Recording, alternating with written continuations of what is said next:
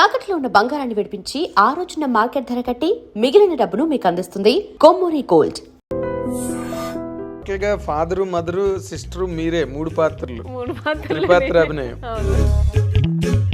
అనేది నన్ను పిచ్చి టార్చర్ పెట్టేదాన్ని కదా, నువ్వు నన్ను ఇది లేవు, ఇది నేర్చుకో, అది నేర్చుకోవాలి.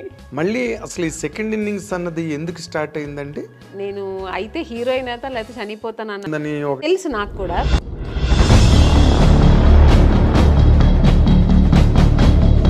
ఫైనాన్సర్ ఎందుకు చూడాలి నన్ను అనవసరంగా? ద మిస్టేక్ హ్యాపెండ్ అండి మీ పర్సనల్ లైఫ్.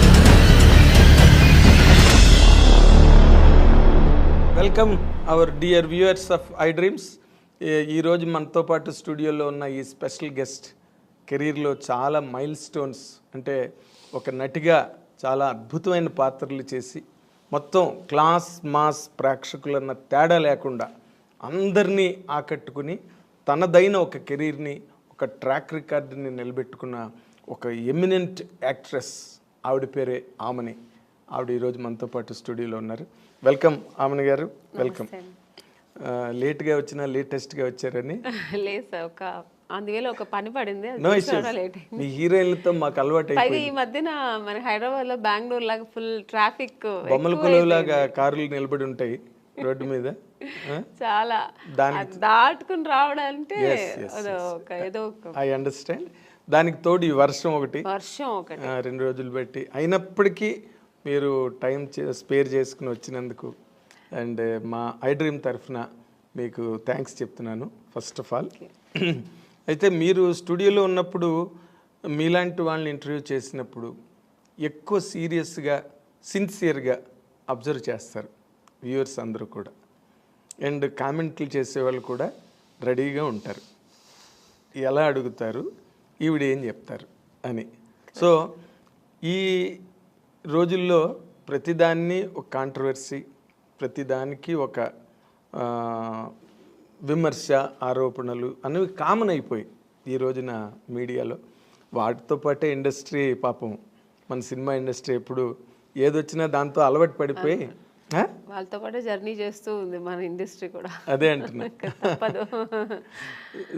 ఈ టైంలో అంటే ఈ సెకండ్ ఇన్నింగ్స్లో శుభలగ్నం కాంబినేషను జగపతి బాబు గారు, మీరు ఇద్దరు కూడా సెకండ్ ఇన్నింగ్స్లో హైలీ సక్సెస్ఫుల్గా ఉన్నారు కదా.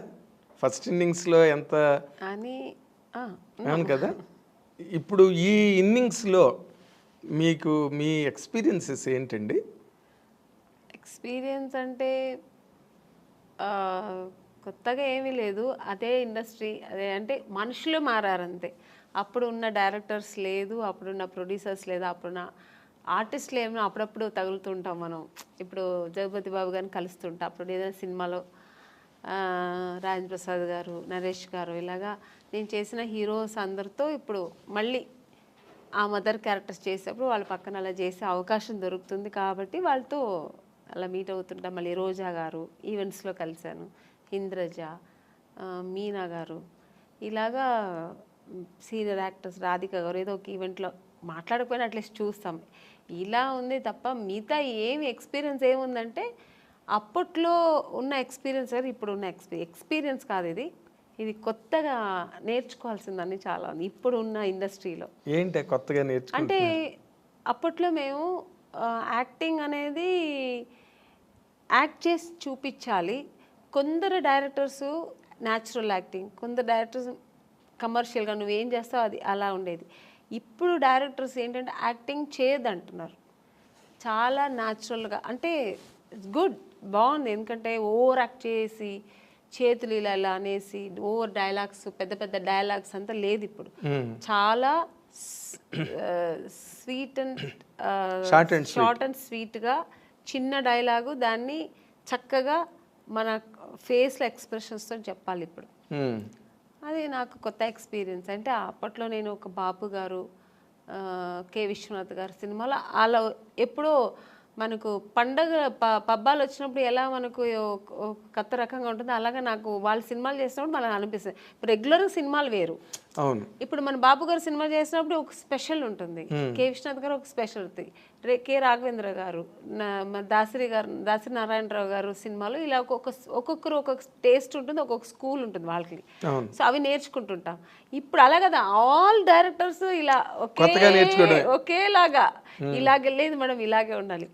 యాంగిల్స్ కూడా వాళ్ళు చూసారండి, ఇప్పుడున్న డైరెక్టర్స్ అందరూ ఒకేలాగే ఈ యాంగిల్స్ పెట్టడం, లాంగ్ షాట్ తీయడం, మళ్ళీ క్లోజప్ తీయడం, మళ్ళీ సేమ్ డైలాగ్ని సజెషన్ చేయడం. సో అది వాళ్ళు ఇప్పుడు అలా తీస్తారేమో మాకు తెలియదు, అంటే నాకు డైరెక్షన్ గురించి అవగాహన లేదు, నాకు నాలెడ్జ్ లేదు, బట్ తెలుస్తుంది నాకు ఓ రకంగా ఎక్స్పీరియన్స్. అందరూ ఒకే రకంగా ఇప్పుడు చేస్తుంటారు. మనకు అప్పట్లో వేరు, ఇప్పట్లో వేరు. చేసే ఆ డైరెక్షన్ కానీ, మేకింగ్ కానీ, కెమెరా మేకింగ్ కానీ, ఇవన్నీ మనకు ఆ లైటింగ్స్ కానీ ఇవన్నీ కొత్తగా ఉన్నాయి. సో ఇప్పుడు దీనికి అలవాటు పడిపోయాం. అంతేనా? అంతే. కాదంటే మామూలుగా అప్పటికి అదేలాగా మానిటర్ మాకు అప్పుడు లేదు. పర్ఫెక్షన్ మనం ముందే చేసుకోవాలి, అన్నీ ఆల్రెడీ మనం అన్నీ చేసుకుని టేక్ అన్నప్పుడు ఒక్క టేక్ ఎప్పుడైనా చాలా కష్టం, పెద్ద డైలాగ్స్ ఏదైనా కొంచెం ఎక్స్ప్రెషన్స్ కష్టం ఉన్నప్పుడు సెకండ్ టూ టేక్స్ అలా తీసుకున్నాం. చాలా రేరు ఆర్టిస్టులు అందరూ ఒక 4-5 టేక్స్ తీసుకోవడం అంటేనే మాకు నర్వస్ అయిపోతుంటుంది. రెండో టేక్ అనేప్పటికి అమ్మో బాబాయ్ ఏంటి రెండో టేక్ తీసుకున్నాం అండి. ఇప్పుడు అలా కాదు, అసలు వాళ్ళు రిహర్సల్ చూడట్లేదు. ఏ డైరెక్టర్ సరే రెడీ మేడం ఇచ్చారా, ఓకే డైలాగ్ చూసుకున్నా, ఆ టేక్ వెళ్ళిపోదాం మేడం అంటున్నా. అంటే మేము ముందు ప్రిపేర్ మేము అయిపోవాలి, లేదంటే ఏం తీస్తున్నారో మనకు తెలియదు. ఒకసారి చూసుకోవడం కానీ, మన ప్లేసెస్ ఎక్కడుంటాయి, మా యాంగిల్స్ ఎలా వస్తాయి, లైటింగ్ ఎలా పడుతుంది, ఇవన్నీ ఏమి ఇప్పుడు చూసుకోవట్లేదు. అంటే వాళ్ళకు కాన్ఫిడెంట్ బాగా వస్తుంది అని. సో మనం ఆర్టిస్ట్ అలా ఉండలేము. ముందే మనం వాళ్ళు ఏం చేస్తారో మనం తెలుసుకొని దానికి తగినట్టుగా. ఇప్పుడు అప్పుడు రిహార్సల్ ఎక్కువ ఉండేది, టేక్ తక్కువ ఉండేది. ఇప్పుడు టేక్లు ఎక్కువైపోయింది, రిహార్సలే ఉండట్లేదు. ఇప్పుడు టేక్ అంటే బాగా రాలేదు ఇంకో 1 more. ఎందుకంటే డిజిటల్ కదా, వాళ్ళకి ప్రాబ్లం లేదు, ప్రాబ్లం లేదు కదా, ఆ టెన్షన్స్ వాళ్ళకి లేదు. బట్ మాకేమనిపిస్తుంది, ఒక టేక్ రెండో టేక్ అప్పట్లో ఉన్న ఆర్టిస్టులు అందరికీను ఒకసారి అన్నీ పక్కా చూసుకొని ఒకే టేక్ చేసేయచ్చు కదా, మళ్ళీ ఎందుకు చేస్తారు?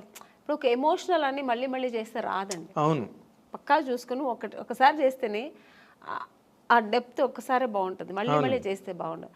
అది ఇప్పుడు వాళ్ళకి చెప్పి అర్థం చేయించాలా లేదో తెలియదు, కానీ కొంతమంది చెప్పేస్తారు. నేనైతే చెప్పను, వాళ్ళు చెప్తే మళ్ళీ ఇంకా చేయాల్సిందే. సో అలాగా ఈ డిఫరెన్సెస్ తప్ప నార్మల్గా అయితే బాగుంది ఇండస్ట్రీ, చాలా బాగుంది. అప్పటికంటే ఇప్పుడు బాగా ఆర్టిస్టులకి రెమ్యునేషన్ కానీ, వాళ్ళకి అన్నీ ఏమంటారు, అప్పుడు క్యారవాన్ ఉండేది కాదు, రెడీ అనే మార్నింగ్ 7 o'clock అంటే ఇంకెవరు పిలవాల్సిన అవసరం లేదు, మేము అందరూ ఆన్ ది స్పాట్లో ఉండాల్సిందే.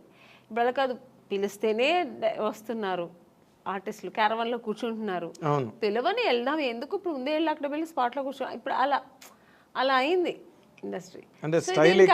ఆ స్టైల్ అని కాదు, అంతే, అది ఇప్పుడు ఉన్న జనరేషన్ ట్రెండ్. ఎవరికి పర్వాలే, ఆర్టిస్ట్ పిలిస్తే వస్తారు, ఎందుకు వాళ్ళే చెప్తారు. కూర్చొని ఉంటే మేడం మీరు వెళ్ళి క్యారవాన్లో కూర్చోండి మేడం మేము పిలుస్తామంటారు, వాళ్ళే అంటారు. అలాంటప్పుడు మనం ఏమి చేయలేము. మీకు ఒక రకంగా అది కంఫర్ట్ కదా, కంఫర్ట్, చాలా కంఫర్ట్. ఇప్పుడు అంటే నాకు ఎలా అంటే కంఫర్ట్ అంటే, ఇప్పుడు మనం చేస్తుంటే ఇంకో ఆర్టిస్ట్ చేస్తుంటే వాళ్ళు ఎలా చేస్తారో మేము అప్పుడు అబ్జర్వ్ చేసేవాళ్ళం.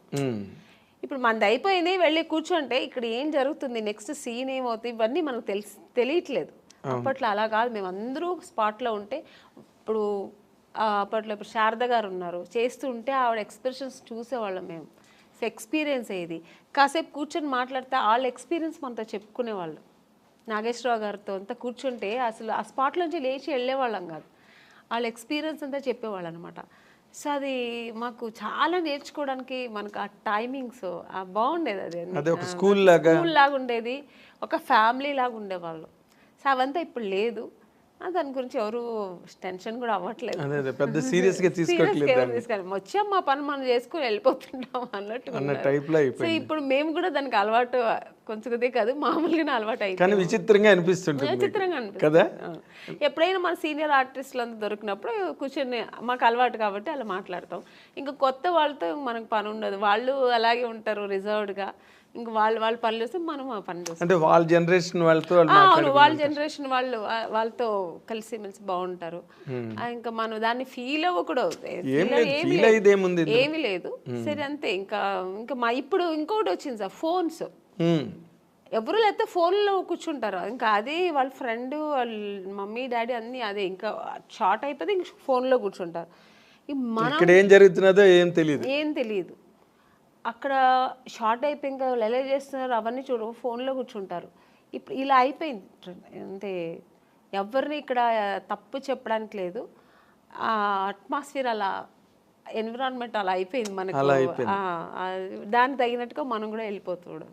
Very nice, very nice. అయితే ఇప్పుడు నార్మల్గా ఈ ఫస్ట్ ఇన్నింగ్స్లో హైలీ సక్సెస్ఫుల్గా ఉన్నవాళ్ళు ఈ రోజున సెకండ్ ఇన్నింగ్స్లోకి వచ్చేసరికి అంటే మీరు చెప్పిన ట్రెండ్లు ఫాలో అవుతూనే బట్ వాళ్ళు మంచి పొజిషన్స్లో ఉన్నారు సినిమా ఇండస్ట్రీలో. ఎందుకంటే ఈ యంగర్ జనరేషన్స్ రావడం, వాళ్ళకి మీలాంటి మంచి టాలెంటెడ్ ఆర్టిస్టులు అవసరం కావడం మేజర్ క్యారెక్టర్స్కి, అలాంటి దాంట్లో మీరు ఏమైనా డిమాండ్లో ఉన్నారా? మిగతా ఆర్టిస్ట్ గురించి నాకు తెలియదు. నేనైతే ఏమీ డిమాండ్స్ లేదని ఎప్పుడు. ఆమెని అంటే నో డిమాండ్, ఎప్పుడు అంతే. హీరోయిన్గా ఉన్నప్పుడు అంతే, ఇప్పుడు అంతే. క్యారెక్టర్ వింటాను, నచ్చితే ఓకే బాగుంది చేస్తాను. అలాగే నా డిమాండ్స్ ఏమి లేదు. నా గురించి తెలుసు ఇండస్ట్రీలో. వాళ్ళు నేను అడగకముందే ఒక సీనియర్ ఆర్టిస్ట్ అని ఒక ఆ రెస్పెక్ట్ అందరికీ ఉంది ఇప్పటికీ. ఆ రెస్పెక్ట్ నాకు ఇస్తారు. డిమాండ్స్ నేను చేయాల్సిన అవసరం, వాళ్ళే నాకు మీ డిమాండ్ వాళ్ళే దృష్టిలో పెట్టుకొని నాకు చేయాల్సింది, నాకు ఇవ్వాల్సింది, ఏం చేయాలో నా ఒక స్పాట్కి వస్తే మాకు ఆర్టిస్ట్కి ఏం చేయాలి, వాళ్ళకి వాళ్ళకి ఎలా అనుకూలం చేసి ఇవ్వాలి, వాళ్ళకి అన్ని కంఫర్ట్స్ ఇవ్వాలి అని ఇస్తున్నారు.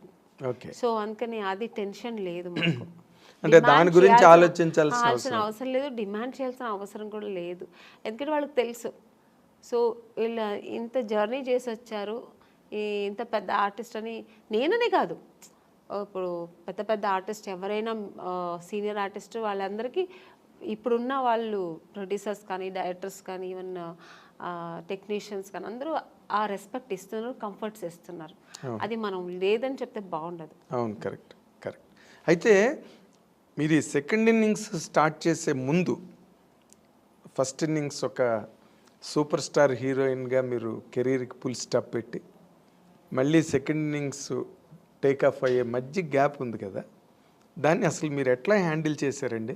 ఒకప్పుడు అంత బిజీగా ఉండి 2 షిఫ్ట్లు 3 షిఫ్ట్లు చేసి ఆమెని డేట్లు కూడా దొరకట్లేదు అన్న మాటలు నేను ప్రత్యక్షంగా విన్నవాడిని.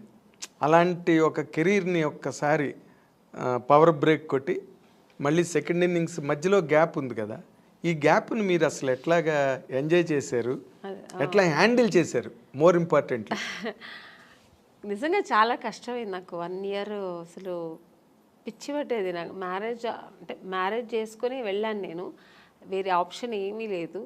వెళ్ళిన తర్వాత నాకు ఇంట్లో కూర్చోడం చాలా కష్టమైంది. ఎందుకంటే నాకు కుకింగ్ తెలియదు, అస్సలు తెలియదు. నాకు చిన్నప్పుడు స్పూన్ పట్టుకోవడం కూడా తెలియదు.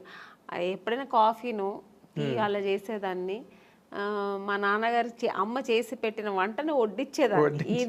ఇది తప్ప నాకు వేరే ఏం తెలియదు. మిగతా పనులన్నీ చేస్తా ఇంట్లో. ఒక ఆడపిల్ల చేయాల్సిన పనులని ఊడవడం కానీ, క్లీనింగ్ కానీ, బట్టలు క్లీన్ చేయడం, ఇవన్నీ చేస్తా. కుకింగ్ మా అమ్మ వదిలేదు కాదు. నీకేం తెలీదురా, నాకు ఇష్టం. నేను ఎప్పుడైనా వెళ్ళి అమ్మ నేను చేస్తానమ్మా ఈరోజు అని ఎప్పుడైనా హాలిడేస్లో చెప్తే కూడా మా అమ్మ తిట్టేది. సో అది నాకు అలవాటే లేదు అసలు. ఇంకా సినిమాకి వస్తే టోటల్గా కాఫీ కూడా మర్చిపోయాను. కాఫీ తాగడం మర్చిపోయాను. ఎందుకంటే అదో హీరోయిన్స్ అంటే అప్పట్లో కలర్ రావంటే కాఫీ తాగితే నల్లబడిపోతారు, ఇలా అంతా చెప్పేవాళ్ళు కదా, అందుకని మిల్క్ తాగడం, జ్యూసులు తాగడం, మిల్క్ తాగితే లావ్ అవుతారని జ్యూసులు ఎక్కువ తాగడం, ఇలా అలవాటు అయిపోయి కాఫీ కూడా ఎలా పెట్టడం కూడా మర్చిపోయాను, తాగడం కూడా మర్చిపోయాను. ఓకే. సో తర్వాత వెళ్ళి ఇంకా 1 year కష్టమైంది. ఇంకా ఇలా కుకింగ్ ఎలా చేయాలి నేర్చుకున్నాను, ఫ్యామిలీ ఎలా రన్ చేయాలి. ఇంకా ఆ టెన్షన్స్ వేరు కదా, ఫ్యామిలీ టెన్షన్స్. అది ఫుల్ టైం జాబ్ అది. మనకి ఇలా ఏం టైం ఉండదు. ఇక 6 o'clock ప్యాకప్ అయితే రిలాక్స్ అవ్వడం ఏమి ఉండదు, ఎప్పుడు బిజీ, అది టెన్షన్స్ ఎప్పుడు ఉండదు. సో అవన్నీ నేర్చుకోవడం, లైఫ్ అనేది ఏం నేర్చుకోవాలి అవన్నీ ఆఫ్టర్ మ్యారేజ్ కొంచెం చాలా నేను నేర్చుకున్నాను. మా సిస్టర్స్ అంతా ఇంకా అప్పుడు పెళ్లి కాలే చదువుకుంటున్నారు. సో వాళ్ళ లైఫ్ అంతా ఎలా వాళ్ళు సెటిల్ చేయడం, వాళ్ళకి పెళ్ళిళ్ళు చేయడం, ఇవన్నీ బాధ్యత మీదేనండి. అన్నీ నేను ఇంట్లో పెద్ద కాబట్టి మా బ్రదర్కి మ్యారేజ్ చేశాను, మా సిస్టర్కి మ్యారేజ్ చేశాను. సో ఇవన్నీ నాకు ఫుల్ బిజీ. మీరు చెప్పినట్టు 24 hours బిజీ ఉండేదాన్ని. అసలు అప్పుడు కూడా నిద్ర ఉండేది కాదు నాకు. మా సిస్టర్స్ చదవలేదంటే మార్నింగ్ 4 o'clock లేపి చదువు కూర్చొని అని, నేను ఒక టీచర్ లా కూర్చొని, నాకు నేను చెప్పివ్వను కాదు, నేను కూర్చుంటా నువ్వు చదువు అనేదాన్ని. సో ఇలా బిజీ అయ్యాను కాబట్టి నాకు అందులో ఒక 1 year కష్టమైంది. తర్వాత అలవాటు అయిపోయింది, ఆ లైఫ్ అలవాటు అయిపోయింది. తర్వాత బాగుంది కూడా లైఫ్ అనుకున్నాను. ఇది కూడా ఒక అంటే ఎక్కడికి వెళ్ళక్కర్లేదు, ఇంట్లోనే. సో హ్యాపీగా ఎక్కడ నాకు మామూలుగా బయట వెళ్ళడం అంత పెద్ద ఇంట్రెస్ట్ లేదండి. పార్టీలు, పబ్బులు అని వెళ్తారు కదా, నాకు అది లేదు. నాకు ఇంట్లో ఉంటే ఫ్యామిలీ చూసుకోవడం, ఎలాగో ఒక 3-4 hours దేవుడి ఇంట్లోనే గడిపేస్తా. నాకు పూజలు అవన్నీ చాలా ఇష్టం, దేవుడి నమ్మకం ఎక్కువ. సో అక్కడ సగం నాకు టైం. రేపు దేవుడికి ఏ పువ్వులు కొనాలి, ఎంత పువ్వులు కొనాలి, ఎక్కడ కొనాలి, ఇలా ఉంటుంది నాకు ఈ ఆలోచనలు ఎక్కువ. రేపు ఏంటి ఏకాదశ, రేపు ఏం పూజ చేద్దాం, రేపు ఫాస్టింగ్ ఉందామా, సో ఈ ఆలోచనలు ఉంటాయి. పిల్లలకి ఏం డ్రెస్ కొనాలి, మా సిస్టర్స్ అయినా కూడా వాళ్ళకి నేనే వెళ్ళి పర్చేస్ చేసేదాన్ని, షాపింగ్ చేసేదాన్ని. సో ఇలా బిజీ ఉండేదాన్ని. ఓకే. బట్ నేను అంటే చాలామంది హీరోయిన్లతో ఈ ఇండస్ట్రీలో వాళ్ళ అనుభవాలన్నీ చూసాం కాబట్టి, ఇన్ జనరల్గా సినిమా కెరీర్లో ఉండే ఛాలెంజెస్ కానీ, లేకపోతే పర్సనల్ లైఫ్, ఫ్యామిలీ లైఫ్లో ఉండే ఛాలెంజెస్ కానీ, వాటిలో మేజర్ డిఫరెన్స్ ఏమైనా మీరు ఫీల్ అయ్యారా? అంటే కెరీర్లో కొన్ని ఛాలెంజెస్ ఉంటాయి, అలాగే ఫ్యామిలీ లైఫ్ వాటిని మెయింటైన్ చేయడం, బ్యాలెన్స్ చేసుకోవడం, ఆ ఎమోషన్స్ని మేనేజ్ చేసుకోవడం, ఇవన్నీ కూడా ఛాలెంజెస్సేగా. మోర్ ఇంపార్టెంట్లీ సినిమా హీరోయిన్లకే ఎక్కువ ఛాలెంజెస్ ఉంటాయి. ఎందుకంటే మీరు ఇందాక చెప్పినట్టుగా షూటింగ్లు అయిపోయిన తర్వాత మళ్ళీ ఇంటికి అడాప్ట్ అవ్వడానికి కొంత ఛాలెంజే అది. బట్ అదర్ దాన్ దట్ మీరు ఛాలెంజ్గా ఫేస్ చేసిన సిచ్యువేషన్స్ ఏమైనా ఉన్నాయండి అంటే ఫ్యామిలీ లైఫ్లో? చాలా ఉందండి. ఎందుకంటే నేను ఇంటికి మెయిన్ పెద్దమ్మాయి, నేనే ఫస్ట్. అన్ని రెస్పాన్సిబుల్ నాకు ముందు నుంచే అదే నాకుంది. ఎందుకంటే నేను సినిమా ఇండస్ట్రీకి వచ్చినాడు, మా బ్రదర్ చదువుతున్నాడు, మా సిస్టర్ చదువుతుంది, అందరూ చదువుతున్నారు కాబట్టి, సో వాళ్ళ ఎడ్యుకేషన్, వాళ్ళు మళ్ళీ పెళ్ళిళ్ళు, ఇవన్నీ నేను చేసేదాన్ని. అవన్నీ ఛాలెంజింగ్గా చేసేది. ఎందుకంటే నాకు అంత ఏజ్ లేదు. అంటే వాళ్ళు పెళ్ళిళ్ళు చేసేంత, ఇప్పుడు మామూలుగా పెళ్ళిళ్ళు అంటే ఏ ఏజ్లో చేస్తారు, పిల్లలు పెద్దవాళ్ళు అయ్యేప్పటికి ఒక 50 years 53 years అప్పుడు మనకు అలా ఉన్నప్పుడు చేస్తాం. కానీ నేనే ఇంకా పెళ్లి చేసుకుని అప్పుడే వెళ్ళాను. ఆ టైంలో వాళ్ళకి పెళ్ళిళ్ళు చేశానంటే మీదే కొత్త పెళ్లి కూతురు టైప్లో నేను నా లైఫ్ ఎంజాయ్ చేయలేదు, ఫుల్ వాళ్ళకి స్పెండ్ చేశాను. ఇంకా వాళ్ళకి వెళ్ళి పెళ్లి కూతురు చూడడం, పెళ్లి కొడుకు చూడడం, వాళ్ళకి బట్టలు కొనడం, వాళ్ళకి జ్యువెల్స్ కొనడం, ఇలాంటి మా సిస్టర్కి ఇలా ఉంటే బాగుంటుందేమో, అలా ఉంటే బాగుంటుందేమో, లైఫ్ ఇలా ఉంటే బాగుంటుందేమో అని, ఈ అమ్మాయి కాదు, ఈ అబ్బాయి కాదు, ఇలా ఓవర్ మెచ్యూర్డ్ ఆలోచనలు నాకు అప్పుడే వచ్చేసాయి. అవన్నీ ఛాలెంజింగే కదా నాకు, బట్ చేశాను. నాకైతే కొంచెం టెన్షన్స్ ఎక్కువ ఉండేది కానీ చేశాను. సినిమా టెన్షన్స్ వేరు, ఈ టెన్షన్స్ వేరు. సో అక్కడ కూడా మనకు ఎక్కడ కొద్దిగా ఫైనాన్షియల్ ప్రాబ్లమ్ వస్తే మళ్ళీ అది టెన్షన్. మా ఇంత గ్రాండ్గా చేయాలి, ఎందుకంటే మా అమ్మాయి, మా సిస్టర్ పెళ్ళి కదా, మా బ్రదర్ పెళ్ళి కదా, గ్రాండ్గా చేయాలి. ఆమ్ని గారు చెల్లెలు అంటారు, ఆమ్ని గారు తమ్ముడు అంటారు అని. సో అది నా గురించి నేను ఎప్పుడు ఆలోచించాను. ఇలాగా మా ఇంట్లో మా అమ్మకి ఇంత మంచి పట్టు, ఏ ఊరు వెళ్తే షూటింగ్స్లో కూడా మా అమ్మకి ఈ ఊర్లో పట్టు చీర తీసుకెళ్దాం, ఈ ఊర్లో ఏంటి స్పెషల్, ఓకే జ్యువెల్స్, కేరళ వెళ్తే ఆ కేరళ బాగుంటుంది, ఈ కేరళ టెంపుల్ జ్యువెలరీ బాగుంటుంది అని ఇలా తీసుకెళ్ళేదాన్ని సిస్టర్స్ కానీ అమ్మకి కానీ. సో ఎప్పుడు నాకు ఫ్యామిలీ టెన్షన్ కాదు అది, నేను ఆక్యుపేషన్ నేనే అది ఆక్యుపైడ్ అయ్యేదాన్ని, నేనే అది ఇంట్రెస్ట్ తీసుకొని చేసేదాన్ని, నాకు ఇష్టం కూడా. అంటే బేసిక్గా ఇప్పుడు సినిమా కెరీర్ అంటే మీకు బోల్డ్ పొగడ్తలు, అవార్డులు, షూటింగ్లు, చప్పట్లు, అసలు గ్రాండ్గా ఉంటుంది డే అంతా. ఏదైనా షూటింగ్కి వెళ్ళాలంటే ఏరోప్లేన్ ఎక్కి కార్లు వస్తాయి, వంది మాగదులు వస్తారు, ప్రొడక్షన్ మేనేజర్స్ వస్తారు, అక్కడ హీరోలు వెయిట్ చేస్తుంటారు, మేకప్ చేసుకుని సెట్లోకి రాగానే అసలు ఆ ఇన్విటేషన్స్, ఆ రిసెప్షను అన్నీ కూడా వేరే లెవెల్లో ఉంటాయి, నెక్స్ట్ లెవెల్లో. ఇవేవి ఇంటి దగ్గర ఉండవు. పని మనిషి దగ్గర నుంచి అన్ని పనులు ఎంత పెద్ద హీరోయిన్ అయినా చూసుకోవాల్సిందే. అబ్సల్యూట్లీ కరెక్ట్ మీరు చెప్పడం. ఎందుకంటే మనకు సినిమా అని వచ్చినప్పుడు మాకు ఇలా టవల్ ఇలా గ్లాస్ ఇలా పెడుతుంటారు, పరిగెత్తుకొచ్చి అసిస్టెంట్ తీసుకుంటారు, మేడం మేడం ఇవ్వండి మేడం, చెప్పులు మన లేచిన చెప్పులు తీసుకొచ్చి పెడతారు. సో ఇలా అలవాటు మేము చేయకపోయినా వాళ్ళు అలవాటు చేసేస్తారు. ఒక ఆ రేంజ్ వచ్చిన తర్వాత ఆర్టిస్టులకి అది తనగా వచ్చేస్తుంది, ఆ మర్యాదలు, ఆ రెస్పెక్ట్ స్పాట్కి వచ్చిన. ఈవెన్ ఇప్పుడు కూడా నేను ఇప్పుడు ఒక ఆమెనిగా నేను క్యారెక్టర్ ఆర్టిస్ట్ అయినా కూడా బట్ మీకు లెగసీ ఉంది కదా, పెద్ద హీరోయిన్ అనేది ఒక ఉంది. అసిస్టెంట్స్ కానీ హెయిర్ డ్రెస్సర్స్ కానీ వీళ్ళందరూ మాకు ఆ సేవలు చేస్తుంటారు. నాకు చాలా అంటే చేయించుకోవడం ఒకలా ఉన్నా కూడా తప్పదు, ఇక్కడ చేయాలి, చేయించుకోవాల్సి వస్తుంది. ఎందుకంటే నేను వెళ్ళి చేస్తే కూడా వాళ్ళు వదలరు. మేడం మేడం మీరెందుకు మేడం తీసుకొస్తారు, నా చేతికి ఇవ్వండి ఫోన్ అని, ఆ ఫోన్ కూడా లాగేసుకుంటారు, ఆ ప్రైవసీ కూడా నాకు వదలరు. ఫోన్ నేను మాట్లాడాలమ్మా, నాకు కావాలన్నా కూడా పర్వాలేదు మేడం నేను పెట్టుకుంటాను, ఫోన్ వస్తే ఇస్తానంటారు. సో అలా ఉంటుంది. ఇంట్లో అలా లేదు, టోటల్ డిఫరెంట్. అన్ని పనులు మనమే చేయాలి. అంటే న్యాచురల్గా మామూలుగా ఇప్పుడు పని మనుషులు ఉంటారండి, కానీ వాళ్ళు 24 hours మాకు సర్వీస్ చేయరు. ఏదో వాళ్ళు ఒక టైంలో చేసి ఏదో చేసుకుంటూ వాళ్ళ పనులు వాళ్ళు చూసుకుంటుంటారు, చేసేసి వెళ్ళిపోతారు. అదర్వైజ్ మనమే కదా చేసుకోవాలి, అన్ని పనులు మనమే కుకింగ్ ఏదో మనమే ఎక్కడ ఎత్తుకోవాలి, ఉప్పు ఎక్కడ ఉంది, ఇది ఎక్కడ ఉంది, మనమే ఎత్తుకోవాలి, మనమే వేయాలి. మనకు శారీస్ రేపు పార్టీకి వెళ్ళే ఏదో ఒక పెళ్ళికి వెళ్తున్నాం అనుకోండి, అమ్మో రేపటికి ఏం జ్యువెలరీ, ఏం సారీ అన్నీ మనమే ఎత్తి పెట్టుకోవాలి.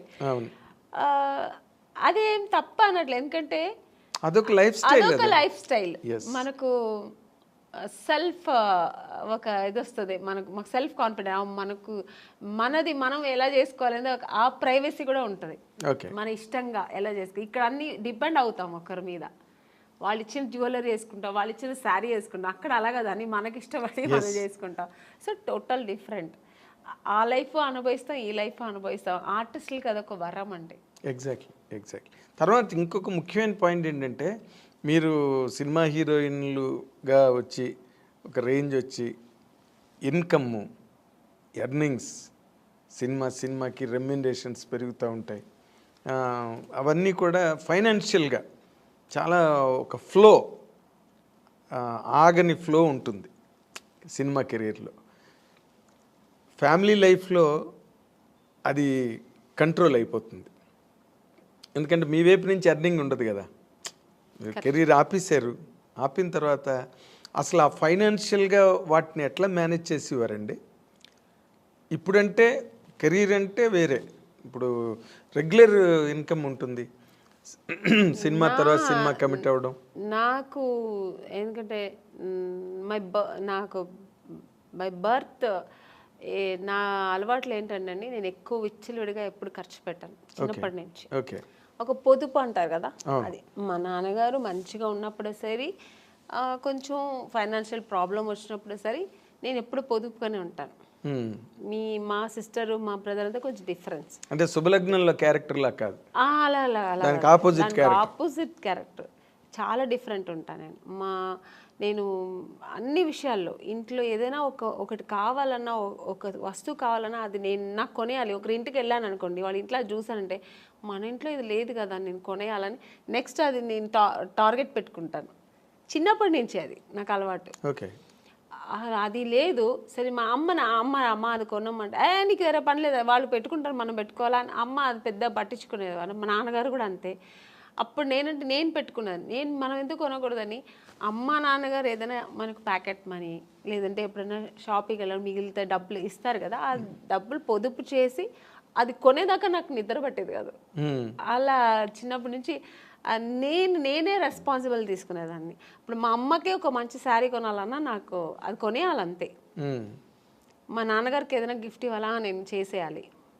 అలా ఒక చిన్నప్పటి నుంచి నేనే ఆ రెస్పాన్సిబుల్ ఎక్కువ తీసుకున్నాను. ఆ వాంటెడ్గా నేనే వాలంటరీగా నేనే వీళ్ళందరికీ చెయ్యాలి, నేనే పెట్టాలి. ఇల్లు క్లీన్గా ఉండాలి. మార్నింగ్ లేచానంటే ఇల్లు ఫస్ట్ నీట్గా ఉండాలి.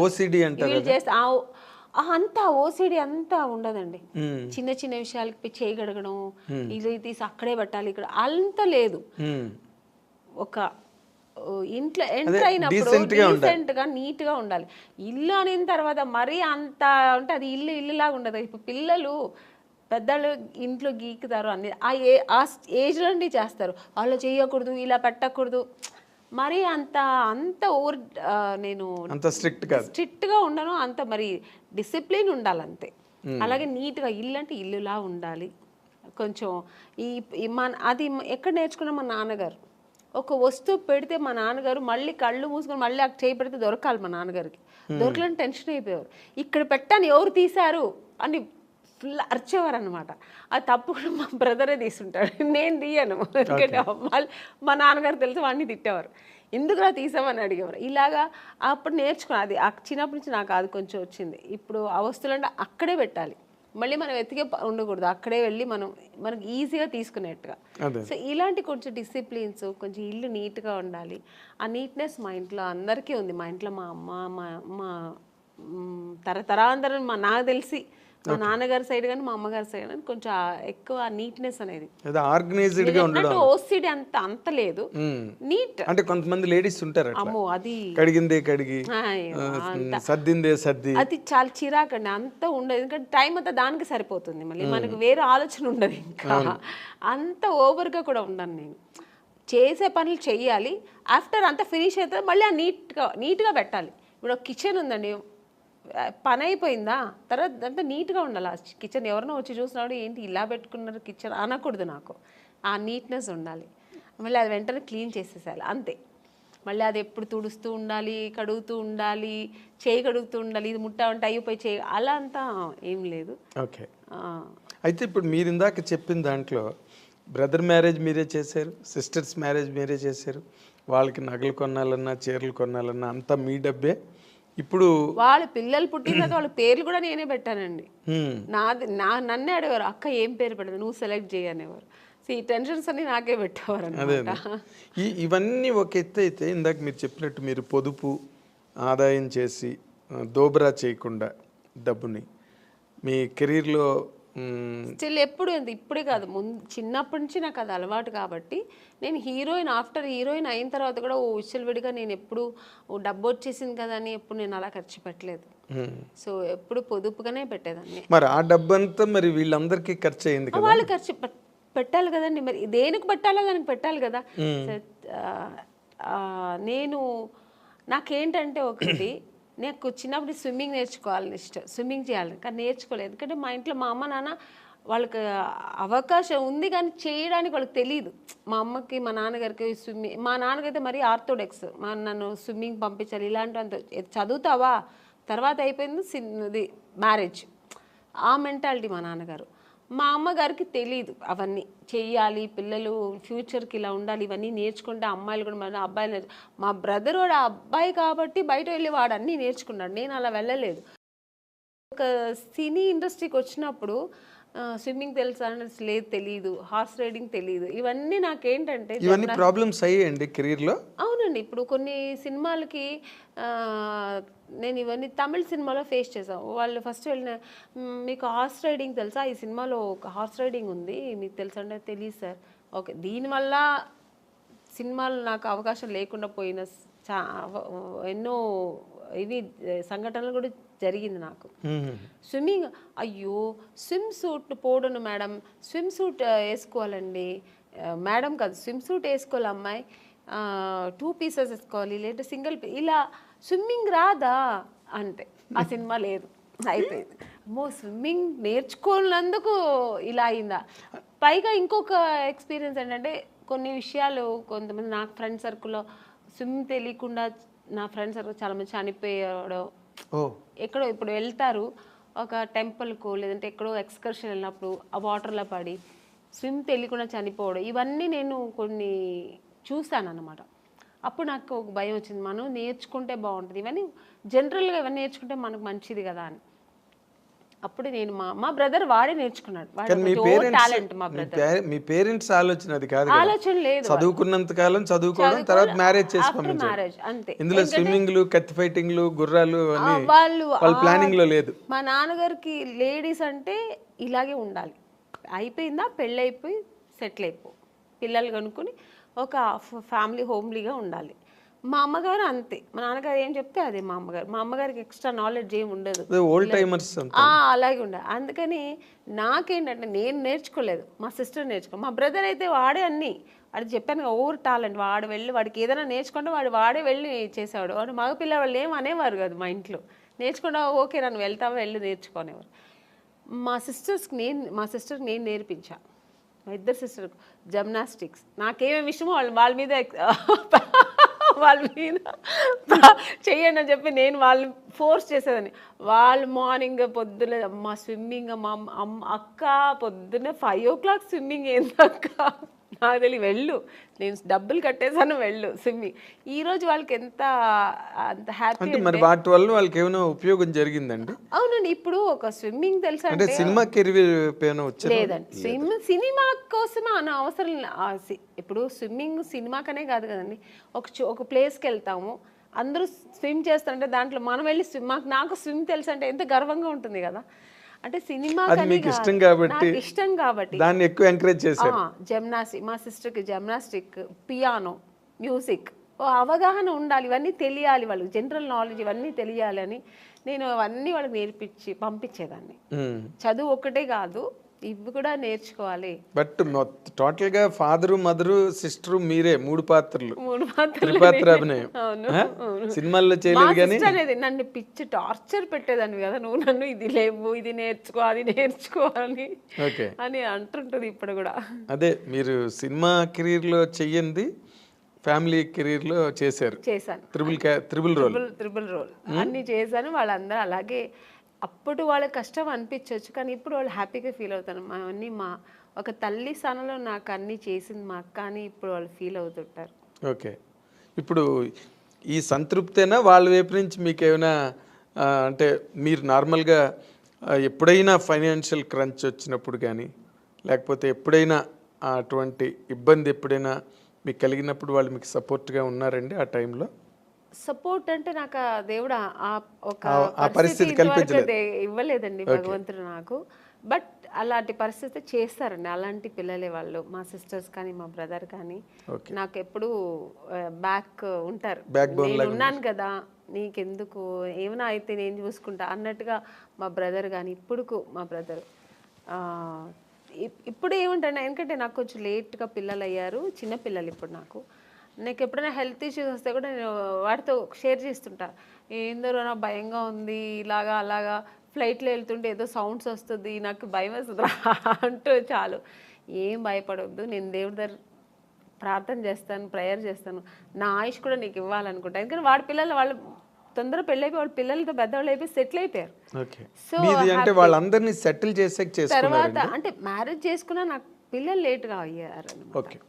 సో అందుకని అంతా ఒక మంచి మనసు మా బ్రదర్ కానీ మా సిస్టర్స్ కానీ వాళ్ళందరూ.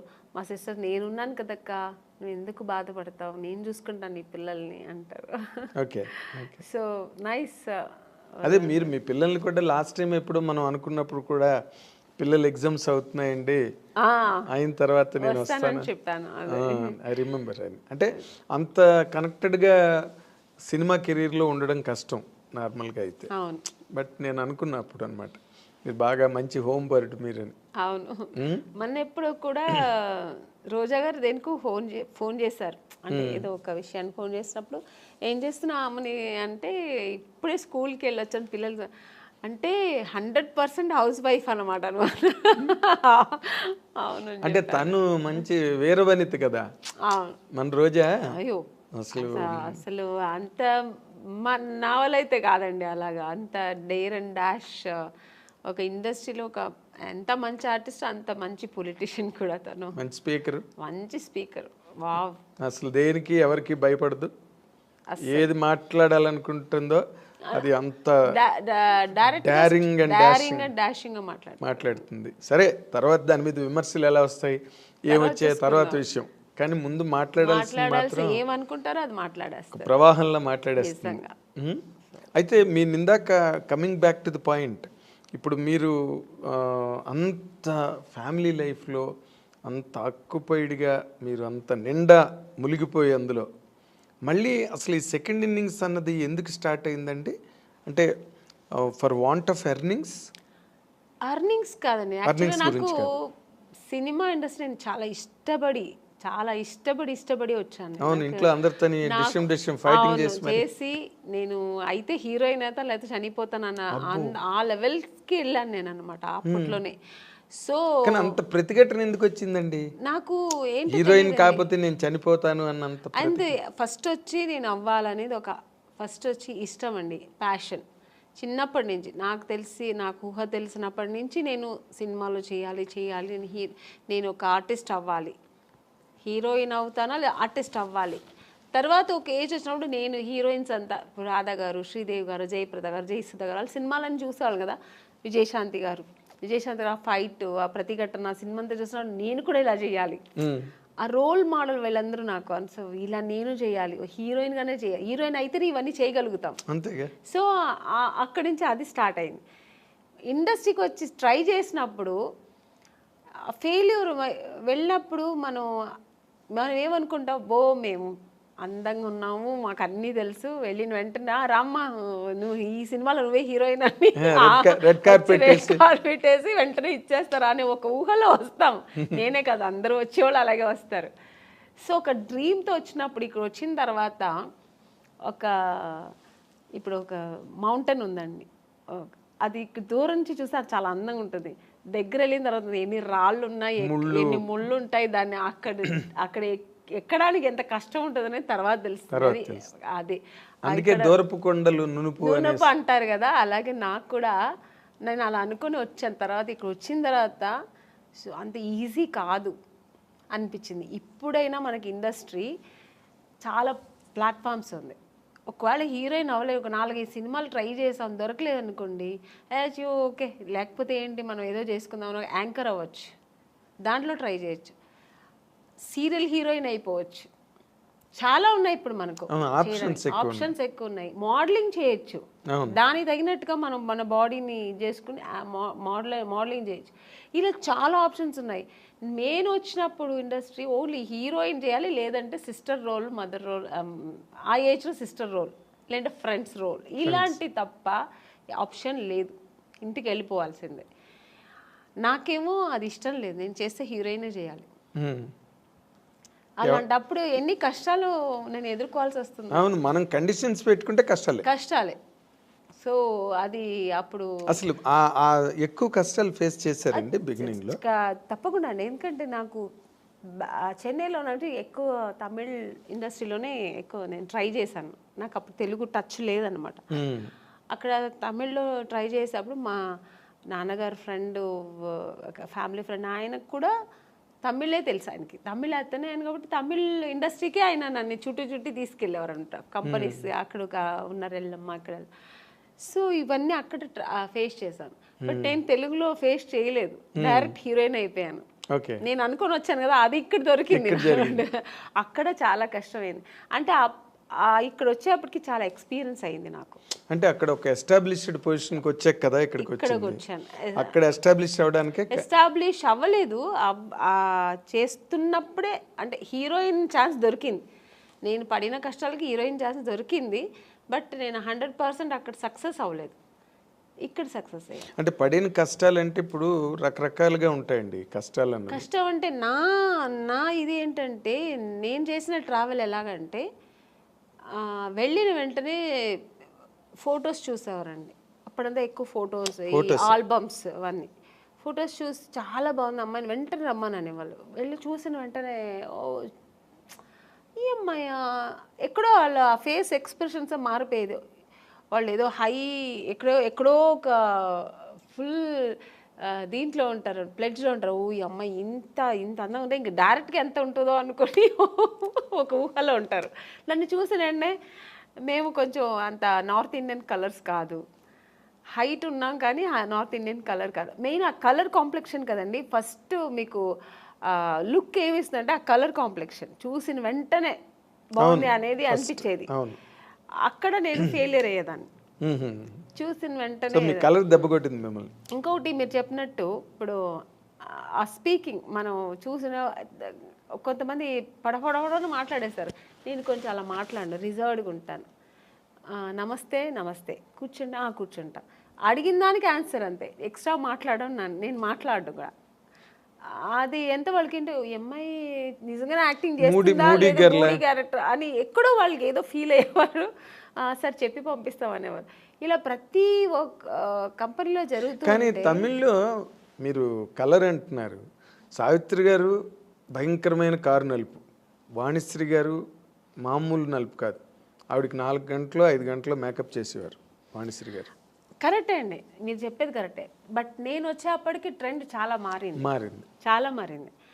అంత అప్పుడు ఉన్నంత ఇప్పుడు సావిత్రి గారు అప్పుడు ఎంత లావు ఉన్నవారు, బట్ చక్కగా ఫేస్ అందంగా ఉంటే ఓన్లీ ఆ ఫేస్ చూసేవారు అనమాట.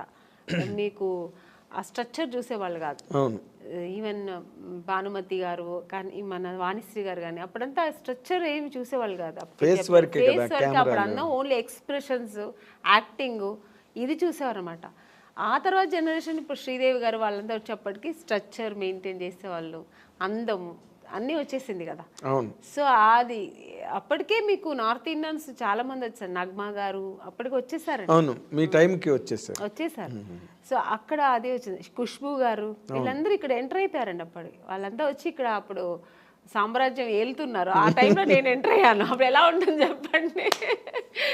సో అంటే కొన్ని సినిమాలకి ఇలా ఉంటే చాలే అనుకొని దొరికేది వేరు. అన్ని కమర్షియల్ సినిమానికి అలా అనుకోరు కదా. ఒక గ్లామర్ హీరోయిన్ కావాలనుకుంటారు, చాలా అందం మంచి కలర్ కావాలనుకుంటారు. సో అక్కడ మనం ఫెయిలియర్ అవుతాం కదా. అవును, 100%. చూడగానే వెంటనే మైనస్ మార్కులు పడిపోతాయి. ఇప్పుడు కొంతమంది పర్వాలేదు, మనకి మెయిన్ కావాల్సింది ఫేస్ అందము, స్ట్రక్చరు, యాక్టింగ్, ఇది చాలు అనుకునే డైరెక్టర్స్ కొంతమంది. లేదు నాకు అలా కలరే కావాలనుకున్నది ఎక్కువ మంది అప్పట్లో. ఇప్పట్లో కూడా ఎప్పుడైనా అందుకని బ్లాక్ అంత తొందరగా వచ్చిన తర్వాత ఇప్పుడు మధ్యలో కొంచెం ట్రెండ్ మారింది. మన దీపికా పడుకున్నంత ఒక డస్టీ కలర్ అని అది ఇప్పుడు ఫేమస్ అయిందండి. మేము వచ్చినప్పుడు ఆ డస్టీ కలరే బ్లాక్ అని చెప్పి మమ్మల్ని పక్కన పెట్టేవాళ్ళు. చాలా ఎక్కడో లక్కీగా దొరికేది అంతే. ఇప్పుడు వీటిష్ అంటున్నారు, బ్లాక్ వీటిష్ అంటున్నారు, డస్కీ కలర్ అని ఏమేమో అంటున్నారు. దాని ఇప్పుడు పేర్లు పెట్టి దాని ఒక ఫ్యాషన్ చేసుకున్నారు. మేము ఉన్నప్పుడు అలా కాదండి, కొంచెం కష్టమే. అయిన తర్వాత కూడా ఇక్కడంతా మేకప్ వేయమని చెప్పేవాళ్ళు, కలర్ ఎందుకంటే దీనికి డిఫరెన్స్ రాకూడదని. సో ఇవన్నీ మేము ఎదుర్కోవాలి, ఒకేలా ఉండాలని. సో అప్పుడు నేను చాలా మా అమ్మని తిట్టేదాన్ని, నువ్వు ఎందుకు మా నాన్న కలర్గా కనలేదు, నువ్వు మా బ్రదర్ మంచి కలరు, వాడు మాత్రం ఎందుకు అంత కలర్ ఉన్నాడు అని మా నాన్నగారు లాగా వాడు, మా అమ్మ కొంచెం కలర్ తక్కువ. ఇలాగా నాకు ఆ ఒక ఫీలింగ్ నాకు ఎప్పుడు ఉండేది. మా అమ్మతో ఎప్పుడు నేను వెళ్ళి మా అమ్మతోనే గొడవ పెట్టేది, నాకేంటే తెలుసు దేవుడు నీకు ఆ కలర్ ఇచ్చాడు, నువ్వు హీరోయిన్ అవుతావు నాకు తెలిసి ఉంటే నేను ఇంకొంచెం కుంకుమ ఎక్కువ తాగేదాన్ని. మా అమ్మ అంటే ఆవిడ అంతే, కుంకుమ పువ్వు తాగితే ఎక్కువ తాగితే అంటే అదేదో అప్పుడు ఒక నమ్మకం. సో అలా తమిళ్లో మీరు బాగా ట్రై చేస్తున్న టైంలోనే తెలుగులో కట్ అయ్యారు అనమాట మీరు. అవును, ఛాన్స్లు వచ్చి చేసినట్టున్నారు కదా మీరు. రామరాజుతో చేశాను, రామరాజు గారితో చేశాను, శరత్ కుమార్ గారితో చేశాను. హీరోయిన్ మాత్రం అయ్యేదేమో అయిపోయాను. బట్ సక్సెస్ అనేది నాకు అంత గొప్ప దొరకలేదు. హీరోయిన్ అయిన తర్వాత కూడా సక్సెస్ అనేది చాలా ఇంపార్టెంట్ అనేది నాకు తమిళ్లో తెలిసింది. ఎందుకంటే 2 సినిమాలు ఆడలేదంటేనే ఐరన్ లెగ్ అని పక్కన పెట్టేస్తారు. అప్పుడు కాదు ఇప్పుడు అంతే కదా, ఎప్పుడైనా సెంటిమెంట్ ఎక్కువ చూస్తారు మన ఇండస్ట్రీలో. సో అది నాకు ఇంకా బాధేసి, అమ్మో బాబోయ్ మన హీరోయిన్ అవ్వడం మాత్రమే కాదు పెద్ద విషయం, సక్సెస్ అనేది చాలా చాలా ఇంపార్టెంట్ అని. ఇంకా నాకు ఒకటే, ఇప్పుడు మా అమ్మ కలర్ లేదంటే మా అమ్మతో ఎలా గొడవ పెట్టాను, అలాగా నాకు సక్సెస్ అవ్వాలి హీరోయిన్ అవ్వాలంటే నేను దేవుడి దగ్గర గొడవ పెట్టేదాన్ని. నేను ఎందుకు మరి ఇంకెవరిని అడగాలి? ఇంకెవరు నాకు ఎక్కువ నా ఫ్రెండ్ కానీ, నాకు మా తల్లిదండ్రుల కంటే ఎక్కువ కనెక్ట్ అయ్యేది నేను దేవుడితోనే. ఇంకా నేను అలా పెరిగాను చిన్నప్పటి నుంచి. కొంచెం మా ఇంట్లో ఎక్కువ ఆధ్యాత్మికంగా మా నాన్నగారు కొంచెం భక్తి పూజలు ఎక్కువ. మా నాన్నగారు ఎక్కువ టెంపుల్స్కి వెళ్తుంటారు, మా అమ్మ కూడా అంతే కొంచెం పూజలు అంటే మెడ్రాస్ లోనే కల్చర్ ఎక్కువ బేసిక్. లేదు మేము బేసికలీ బెంగళూరు కదా, ఈవెన్ బెంగళూరులో. సో అది అలవాటు అయిపోయి నాకు దేవుడితో ఎక్కువ కనెక్ట్ అయ్యేదాన్ని నేను. సో అక్కడ ఆయన అడిగేదాన్ని, ఎందుకు నన్ను ఇలా చేస్తున్నావు, నాకు సక్సెస్ ఇవ్వాలని. సినిమా షూటింగ్ వెళ్తున్నానంటే ఫస్ట్ దేవుడు ఈ సినిమా పెద్ద సక్సెస్ అవ్వాలి వేడుకుంటా. ఇప్పుడు కూడా అంతే, ఏ సినిమా నేను చిన్న క్యారెక్టర్ చేసినా దేవుడి దగ్గర అదే వేడుకుంటా. నేను చేసిన ప్రొడ్యూసర్స్ హ్యాపీగా ఉండాలంటే ఆ సినిమా సక్సెస్ అవ్వాలి, సో దాన్ని సక్సెస్ చేయాలని. అవును కదా, ఆ ప్రొడ్యూసర్స్ బాగుంటాయి కదా, మనలాంటి వాళ్ళు అందరూ బాగుంటాం. 100%. అదే ఇందాక మీరు చెప్తున్న దాంట్లో అంటే తమిళ్లో మీరు చేస్తున్నప్పుడు ఏమైనా మీ మీద పాలిటిక్స్లు గట్రా ఏమైనా జరిగాయండి? అంటే లేదండి, అలాంటి వాతావరణం ఏమైనా ఉండేది అప్పుడు? నాకు అలాంటి వాతావరణం ఎక్కడా లేవు. వచ్చాయి ఇప్పుడు పెద్ద పెద్ద కంపెనీలు ఎక్కడ నాకు రాలేదు. ఎందుకంటే మీరు గరగట్ గోపన్న సినిమాలో ఫస్ట్ బుక్ అయింది, అది వచ్చి అలా జరిగింది. తర్వాత దేవికి గారి అమ్మాయి కనక దానిలోకి వచ్చింది. యాక్చువల్గా కరకటకారంలో నా ఫొటోస్ వెళ్ళి ఫస్ట్ సెలెక్ట్ అయిపోయానండి. సెలెక్ట్ అయిపోయి ఇంకా షూటింగ్ ఇంకొక 15 days 10 days ఉందన్నప్పుడు అక్కడ ఒక చిన్న కాంట్రవర్సీ జరిగింది. అంటే నన్ను తీసుకెళ్ళి యాక్ట్రెస్ నళిని గారు అని ఉంటారు, అవును రామరాజు గారు వాళ్ళ వైఫ్, వాళ్ళు సిస్టర్ హస్బెండ్ నన్ను తీసుకెళ్లారు. యాక్చువల్గా ఆయన ముందు నళిని గారికి మేనేజర్ అట. సో ఆయన అది ఆయన ప్రొఫెషనల్ అనమాట. సో నన్ను తీసుకెళ్ళి చూపించి ఓకే అయింది, నా ఫొటోస్ ఓకే అయింది. తర్వాత ఆయన ఏమన్నారంటే 5 years అగ్రిమెంట్ వేసుకోవాలి, నేను మీరు హీరోయిన్ చేస్తారు కదా అన్ని డేట్స్ నేనే చూస్తాను. ఓకే డేట్స్ ఫైన్, మీరు డేట్స్ చూసుకోండి అన్న, బట్ రెమ్యునేషన్ నాకు 50% మీకు 50% అన్నారు. అది నేనైతే ఓకే చెప్పాను. నాకు అప్పుడు అంత హీరోయిన్ అయిపోవాలి, పెద్ద హీరోయిన్ అయిపోవాలి. అక్కడ నాకు డబ్బు ప్రిఫరెన్స్ నేను ఎప్పుడు ఇవ్వను, నాకు తెలియదు కూడా. ఓ డబ్బు ఇలా చేయొచ్చు, డబ్బు కూడా చాలా ముఖ్యం అనేది ఇప్పుడు తెలుసు, నాకు అప్పుడు తెలియదు. మా అమ్మ వద్దనేసారు. మా నాన్నగారికి ఫోన్ చేసి చెప్పాను, నాన్నగారు కూడా అలా అంత వద్దమ్మా అన్నారు. మా అమ్మ అయితే వద్దు, అలా అంత అవసరం లేదు, డేట్స్ కావాలంటే మీరు చూడండి, పర్సంటేజ్ ఏదో ఉంటాయి కదా అలా తీసుకోండి అలా అన్నారు. సో టోటల్గా వాళ్ళతో మనం డిపెండ్ అయిపోతే కష్టం అని చెప్పి నా అమ్మ వద్దనేసారు. అమ్మ నేనన్నాను ఎందుకమ్మా అంటే, మళ్ళీ మనకు సినిమాలో ఆ సినిమా పోతుంది అన్నమాట, నువ్వు అవ్వాలంటే హీరోయిన్ ఎవరు మార్చలేరు, దేవుడు ఉన్నాడు, నువ్వేం భయపడకు, వద్దు అలాగంతా అనేస్తే నెక్స్ట్ జరిగింది అదే. ఆ సినిమా నాకు లేదు, నేను కరగాటకార సినిమాలో లేదు, వాళ్ళు పిలవనే లేదు మళ్ళీ నన్ను. మరి ఇతను మేనేజర్ కదా, మేనేజ్ చేసి ఏం చేశారో తెలీదు. మొత్తానికి అక్కడ వాళ్ళు మళ్ళీ కనక అదే మన దేవిక గారికి డాటర్ని వేశారు. సినిమా కూడా పెద్ద సక్సెస్, చాలా పెద్ద హిట్ అయింది.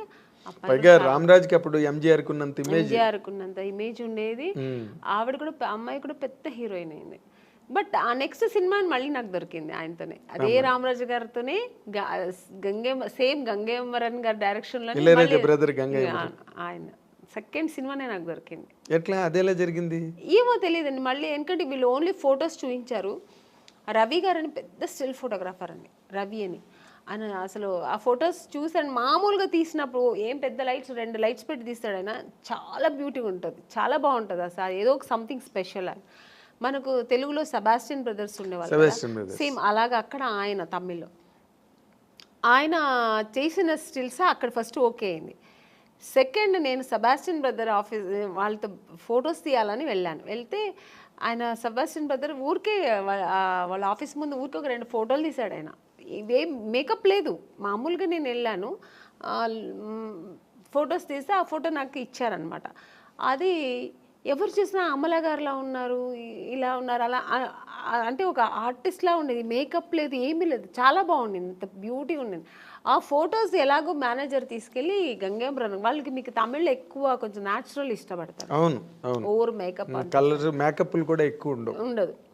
ఆయనకు చాలా నచ్చింది ఆ ఫోటో. మళ్ళీ ఆ అమ్మాయి ఈ అమ్మాయి అనుకున్నారా లేదు ఏమి జరిగిందో, ఆ ఫోటో చూస్తే ఆయన వెంటనే పిలిచి మాట్లాడి ఆ సినిమాకు అవకాశం ఇచ్చారు హీరోయిన్గా. సో అక్కడ హీరోయిన్ అయిన తర్వాత ఇక్కడికి వచ్చారు. అవును, హీరోయిన్ చేస్తున్నాను, అది ఇంకా సగంలో ఉంది షూట్. ఆ సగం అవుతున్నప్పుడు మళ్ళీ ఇంకో సినిమా, అంటే ఇప్పుడు మామూలుగా గంగేమ్రాన్ గారి సినిమా పెద్ద బ్యానర్లో రామరాజు గారు పక్కన చేస్తున్నానప్పుడు ఒక 2-3 సినిమాలు నేను అప్పటికే బుక్ అయిపోయాను అక్కడ. సో చేస్తూ ఉన్నప్పుడు నాకు తెలుగులో ఆఫర్ వచ్చింది, ఎవరు మన ఈవి గారు. కానీ నాకు తమిళ్లో ఇంత కష్టపడి ఇంకా తెలుగు ఎంత పెద్ద ఇండస్ట్రీ అప్పట్లో. అవును, ఎప్పుడైనా పెద్ద ఇండస్ట్రీ, ఇప్పుడు ఇప్పుడు అంటే నేనేమంటాను, అప్పుడు ఓన్లీ తెలుగు మాత్రమే పెద్ద ఇండస్ట్రీ. ఇప్పుడు కన్నడ, హిందీ, తమిళ్ ఇప్పుడు అన్నీ కొంచెం ఆ ఈక్వల్ వచ్చేసింది. ఇప్పుడు ఒకప్పుడు కన్నడ ఇండస్ట్రీ అంటే ఏమీ లేదు, ఇప్పుడు ఈక్వల్ టు మనకు తెలుగులా వాళ్ళు ఎక్కువ ఖర్చు పెట్టేస్తారు, రవిచంద్రతో ప్రారంభమైంది. అవును, అప్పుడు అలా కాదు, ఓన్లీ తెలుగు ఇండస్ట్రీ అంటేనే ఒక హిందీ తర్వాత నెక్స్ట్ మనకి తెలుగు. అలాంటి ఇండస్ట్రీలో మనకు దొరుకుతుందా, అమ్మో బాబా అది ఇంపాసిబుల్. మేము తమిళ్లోనే ఇంత ట్రై చేశాను, ఇంకా తెలుగులో చాలా కష్టం అనుకొని నాకు అసలు నమ్మకం లేదండి, కానీ దొరికింది. అది ఎలా జరిగిందండి? అప్పుడు ఆ టైంలో నాకు కరెక్ట్గా మా నాన్నగారు పోయారండి, ఆయన హెల్త్ ఇష్యూస్ వల్ల ఆయన పోయారు. నేను అప్పుడు తమిళ్ షూటింగ్లో వేరే ఎక్కడో ఉన్నాను, అవుట్డోర్లో ఉన్నా, నేను మా అమ్మగారు. మా బ్రదరు మా సిస్టర్ ఇంట్లో ఉన్నారు, వాళ్ళు ఇంకా చిన్నపిల్లలు పాపం. మా బ్రదర్ తెలిసి వాడు వెళ్ళిపోయాడు, మా సిస్టర్ని తీసుకెళ్ళాక వాడు చిన్నపిల్ల పక్కింట్లో వదిలేసి వాడు వెళ్ళాడు. నాకు కబురు చేశారు, అప్పట్లో మీకు సెల్ ఫోన్ అవన్నీ లేదు, ఏమీ లేదు, ఫోన్ ఉంది, హోటల్కి ఫోన్ ఉంది, హోటల్కి ఇన్ఫార్మ్ చేస్తున్నారు వాళ్ళు. రిసెప్షన్ వాళ్ళు చెప్పారు, ఎవరి దగ్గర చెప్పారు, ప్రొడ్యూసర్తో చెప్పారు. నేను షూట్లో ఉన్నా, నేను మా అమ్మ షూట్లో ఉన్నాము. ప్రొడ్యూసర్ ఏంటంటే అది క్లైమాక్స్ సీన్, అది ఆల్ ఆర్టిస్ట్ కాంబినేషన్. చెప్తే ఈ అమ్మ ఈరోజే వెళ్ళిపోతుంది, నెక్స్ట్ డే మనకు షూటింగ్ కష్టం అయిపోతుందని ఆయన ఏం చేశారు, చెప్పలేదు. ఏదో మీ నాన్నగారు సీరియస్ అంట అని చెప్పారంతే, పోయారని చెప్పనే లేదు మాకు. నేను సీరియస్ అంటే నాన్నగారు కొంచెం హెల్త్ ఇష్యూస్ ఉంది కదా సార్, అప్పుడు కొంచెం భయపడ్డాను. కానీ సార్ ఏమైందంటే ఫోన్ అక్కడి నుంచి ఇక్కడ బెంగళూరు చేసే మా నాన్నగారు ఉన్న చోటు చేస్తే కనెక్ట్ అవ్వట్లేదు.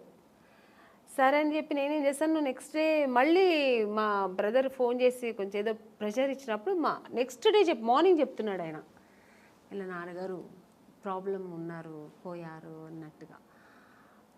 ఇంకా అంతే, నేను ఇంకా నిలవలేదు, ఆగలేదు. ఈవినింగ్ ఫ్లైట్కి బయలుదేరి వచ్చాము, చెన్నై డైరెక్ట్ బెంగళూరుకి వెళ్ళలేదు, చెన్నైకి వచ్చి వెళ్దాము అని వచ్చే లోపల ఇక్కడ మా బ్రదరు వాడు ఫినిష్ చేసుకుని వచ్చేసాడు. అప్పటికి నాన్నగారు అన్ని కార్యాలు చేసుకుని ఇంటికి వచ్చి ఆడ అక్కడ వస్తున్నాడు, మేము వస్తున్నాం. నాకు అసలు తెలియదు కదా, బయలుదేరప్పుడు చెప్తున్నారు వాళ్ళు. అదే మీ సినిమా యాక్టర్స్ జీవితంలో ఇలాంటి డ్రామాటిక్ సిచ్యువేషన్స్ అది నేను ఎప్పుడు మర్చిపోలేని సిచ్యువేషన్. ఎందుకంటే వాళ్ళు ఏం అనలేవు, ఎందుకంటే వాళ్ళ సిచ్యువేషన్ ఏంటంటే నేను కొత్త అమ్మాయి, వాళ్ళు చెప్తే ఈ అమ్మాయికి వెళ్ళిపోతే ఈ అమ్మాయి కోసం పెద్ద పెద్ద ఆర్టిస్ట్ అందరూ కాంబినేషన్ మిస్ అవుతుంది, వాళ్ళ ప్రాబ్లమ్స్. అది నా ప్రాబ్లం ఏంటి, మా నాన్నగారు పోయారు, నాకు తెలియదు విషయం. ఇలా ఒక సిచ్యువేషన్ నేను అలా అప్పుడు ఎదుర్కోవాల్సి వచ్చింది. వచ్చిన తర్వాత ఏడుపులే, ఇంకా నేను వెళ్ళలే మళ్ళీ బెంగళూరు. ఇంకా నాన్నగారు పోయింది, నాన్నగారిని చూడలేదు, ఇంకేముందని ఏడుస్తూ కూర్చుంటే నెక్స్ట్ డేనే వచ్చారు నాకు. ఆ టైంలో వచ్చింది ఆఫర్, మేడం ఇలా నేను ఊర్లో ఉన్నప్పుడే ఫోన్ చేశారు వాళ్ళు, ఇలా ఉంది అని చెప్పి ఫోన్ చేసి హోటల్కి ఫోన్ చేసి చెప్తే వస్తామండి, ఇట్లా వచ్చిన వెంటనే నేను కలుద్దాం అన్నా. నాన్నగారు విషయం జరిగిన తర్వాత నేను టోటల్గా మర్చిపోయాను. లేదండి నేను రాలేదు, మా నాన్నగారు వెళ్ళిపోయారు, మనసు బాగాలేదు, పైగా ఇప్పుడు చాలా డల్గా ఉన్నాను. మామూలుగా మంచిగా వచ్చినప్పుడే నన్ను సెలెక్ట్ అవును, ఇంక ఈ టైంలో నేను సెలెక్ట్ అవుతామని మనసులో నేను అనుకుని, నేను రానండి ఇప్పుడు బాగుండేది కూడా వస్తే, నా ఫేస్ వేరే డల్గా ఏడ్చి అని చెప్పా.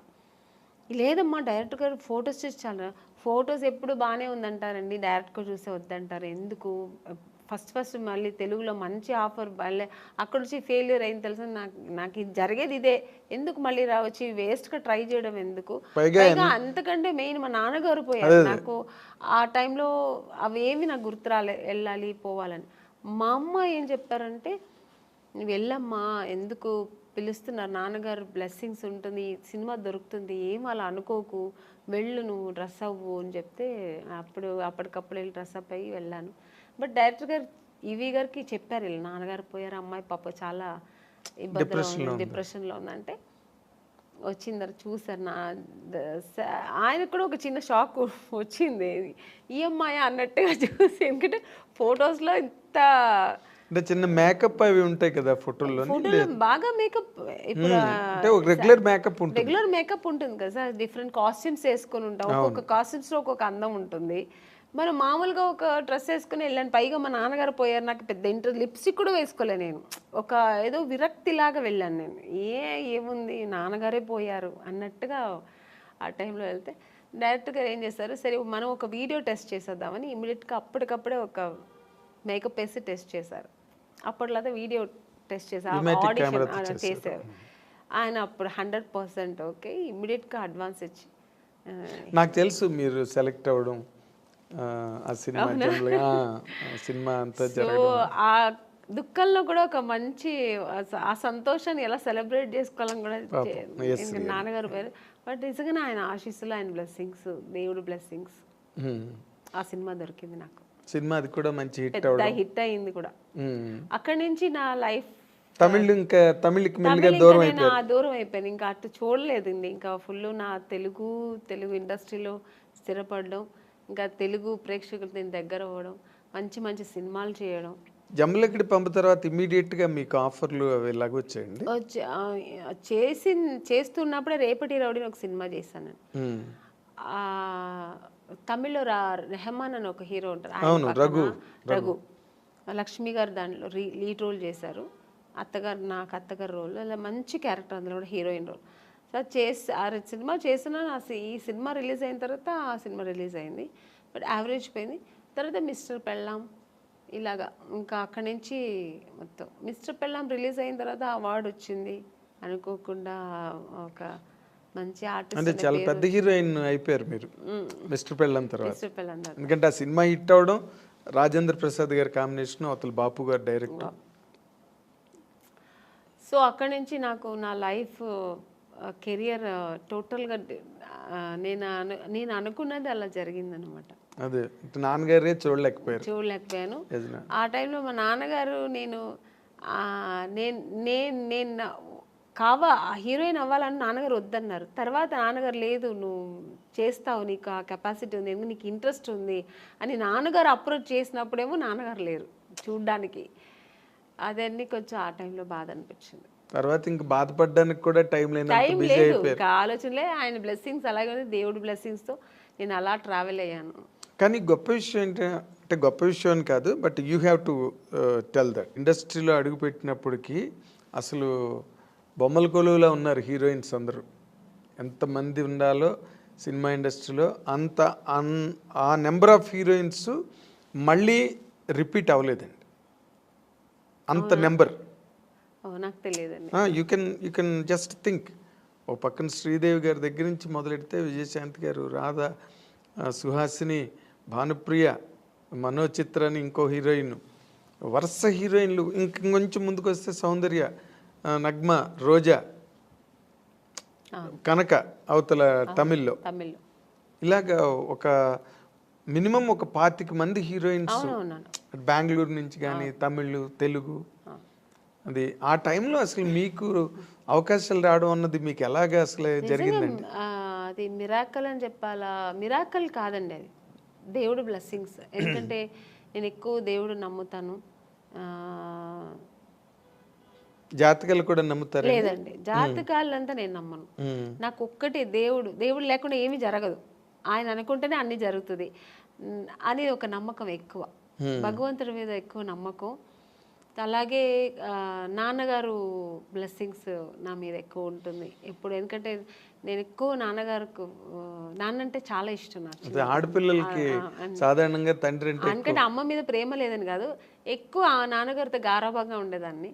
సో అందుకని ఫస్ట్ హీరో నాన్నే కదా ఆడపిల్ల. అందుకని ఇప్పుడు మా నాన్నగారికి ఇంట్లో ఉన్నప్పుడు ఆయనకి దీపం పెట్టకుండా ఉన్నాను. రోజు ఆయనకి దీపం పెడతాను. దేవుడికి అంతే, ఆయన ప్రార్థన లేకుండా ఒక్కరోజు కూడా ఉండదు. పూజ ఒకవేళ చేయకపోయినా దేవుని తలుచుకోకుండా ఒక్కరోజు కూడా ఉన్నాను. సో ఆ దేవుడు బ్లెస్సింగ్స్ నాకు ఎక్కువ అని నేను అనుకుంటున్నా, నా నమ్మకం అది. మీ టాలెంట్ కాదు, సెకండ్ అది. ఇప్పుడు నాలాగా టాలెంట్ ఎంతమందికి లేదండి. ఎవరు వచ్చేప్పుడు టాలెంట్తోనే వస్తారు. చాలా టాలెంట్ చేసుకుని నేను చెయ్యాలి, బాగా చేయాలి అని ఒక అంబిషన్తో వస్తారు. అందరూ సక్సెస్ అవ్వరు కదా. అవును, అది కరెక్ట్. డెస్టినీ అన్నది ఒకటి ఉంటుంది, డెస్టినీ అన్నది ఒకటి ఉంటుంది. అది సక్సెస్ అవ్వాలంటే దేవుడి బ్లెస్సింగ్స్ లేకపోతే ఇంపాసిబుల్ అని నా నమ్మకం. నేను అందరినీ అనట్లేదు, నా నమ్మకం అయితే అది. అదేలేండి. అయితే ఇప్పుడు మీరు జరగదేమో అనేది కూడా జరిగిపోతుంది అనేది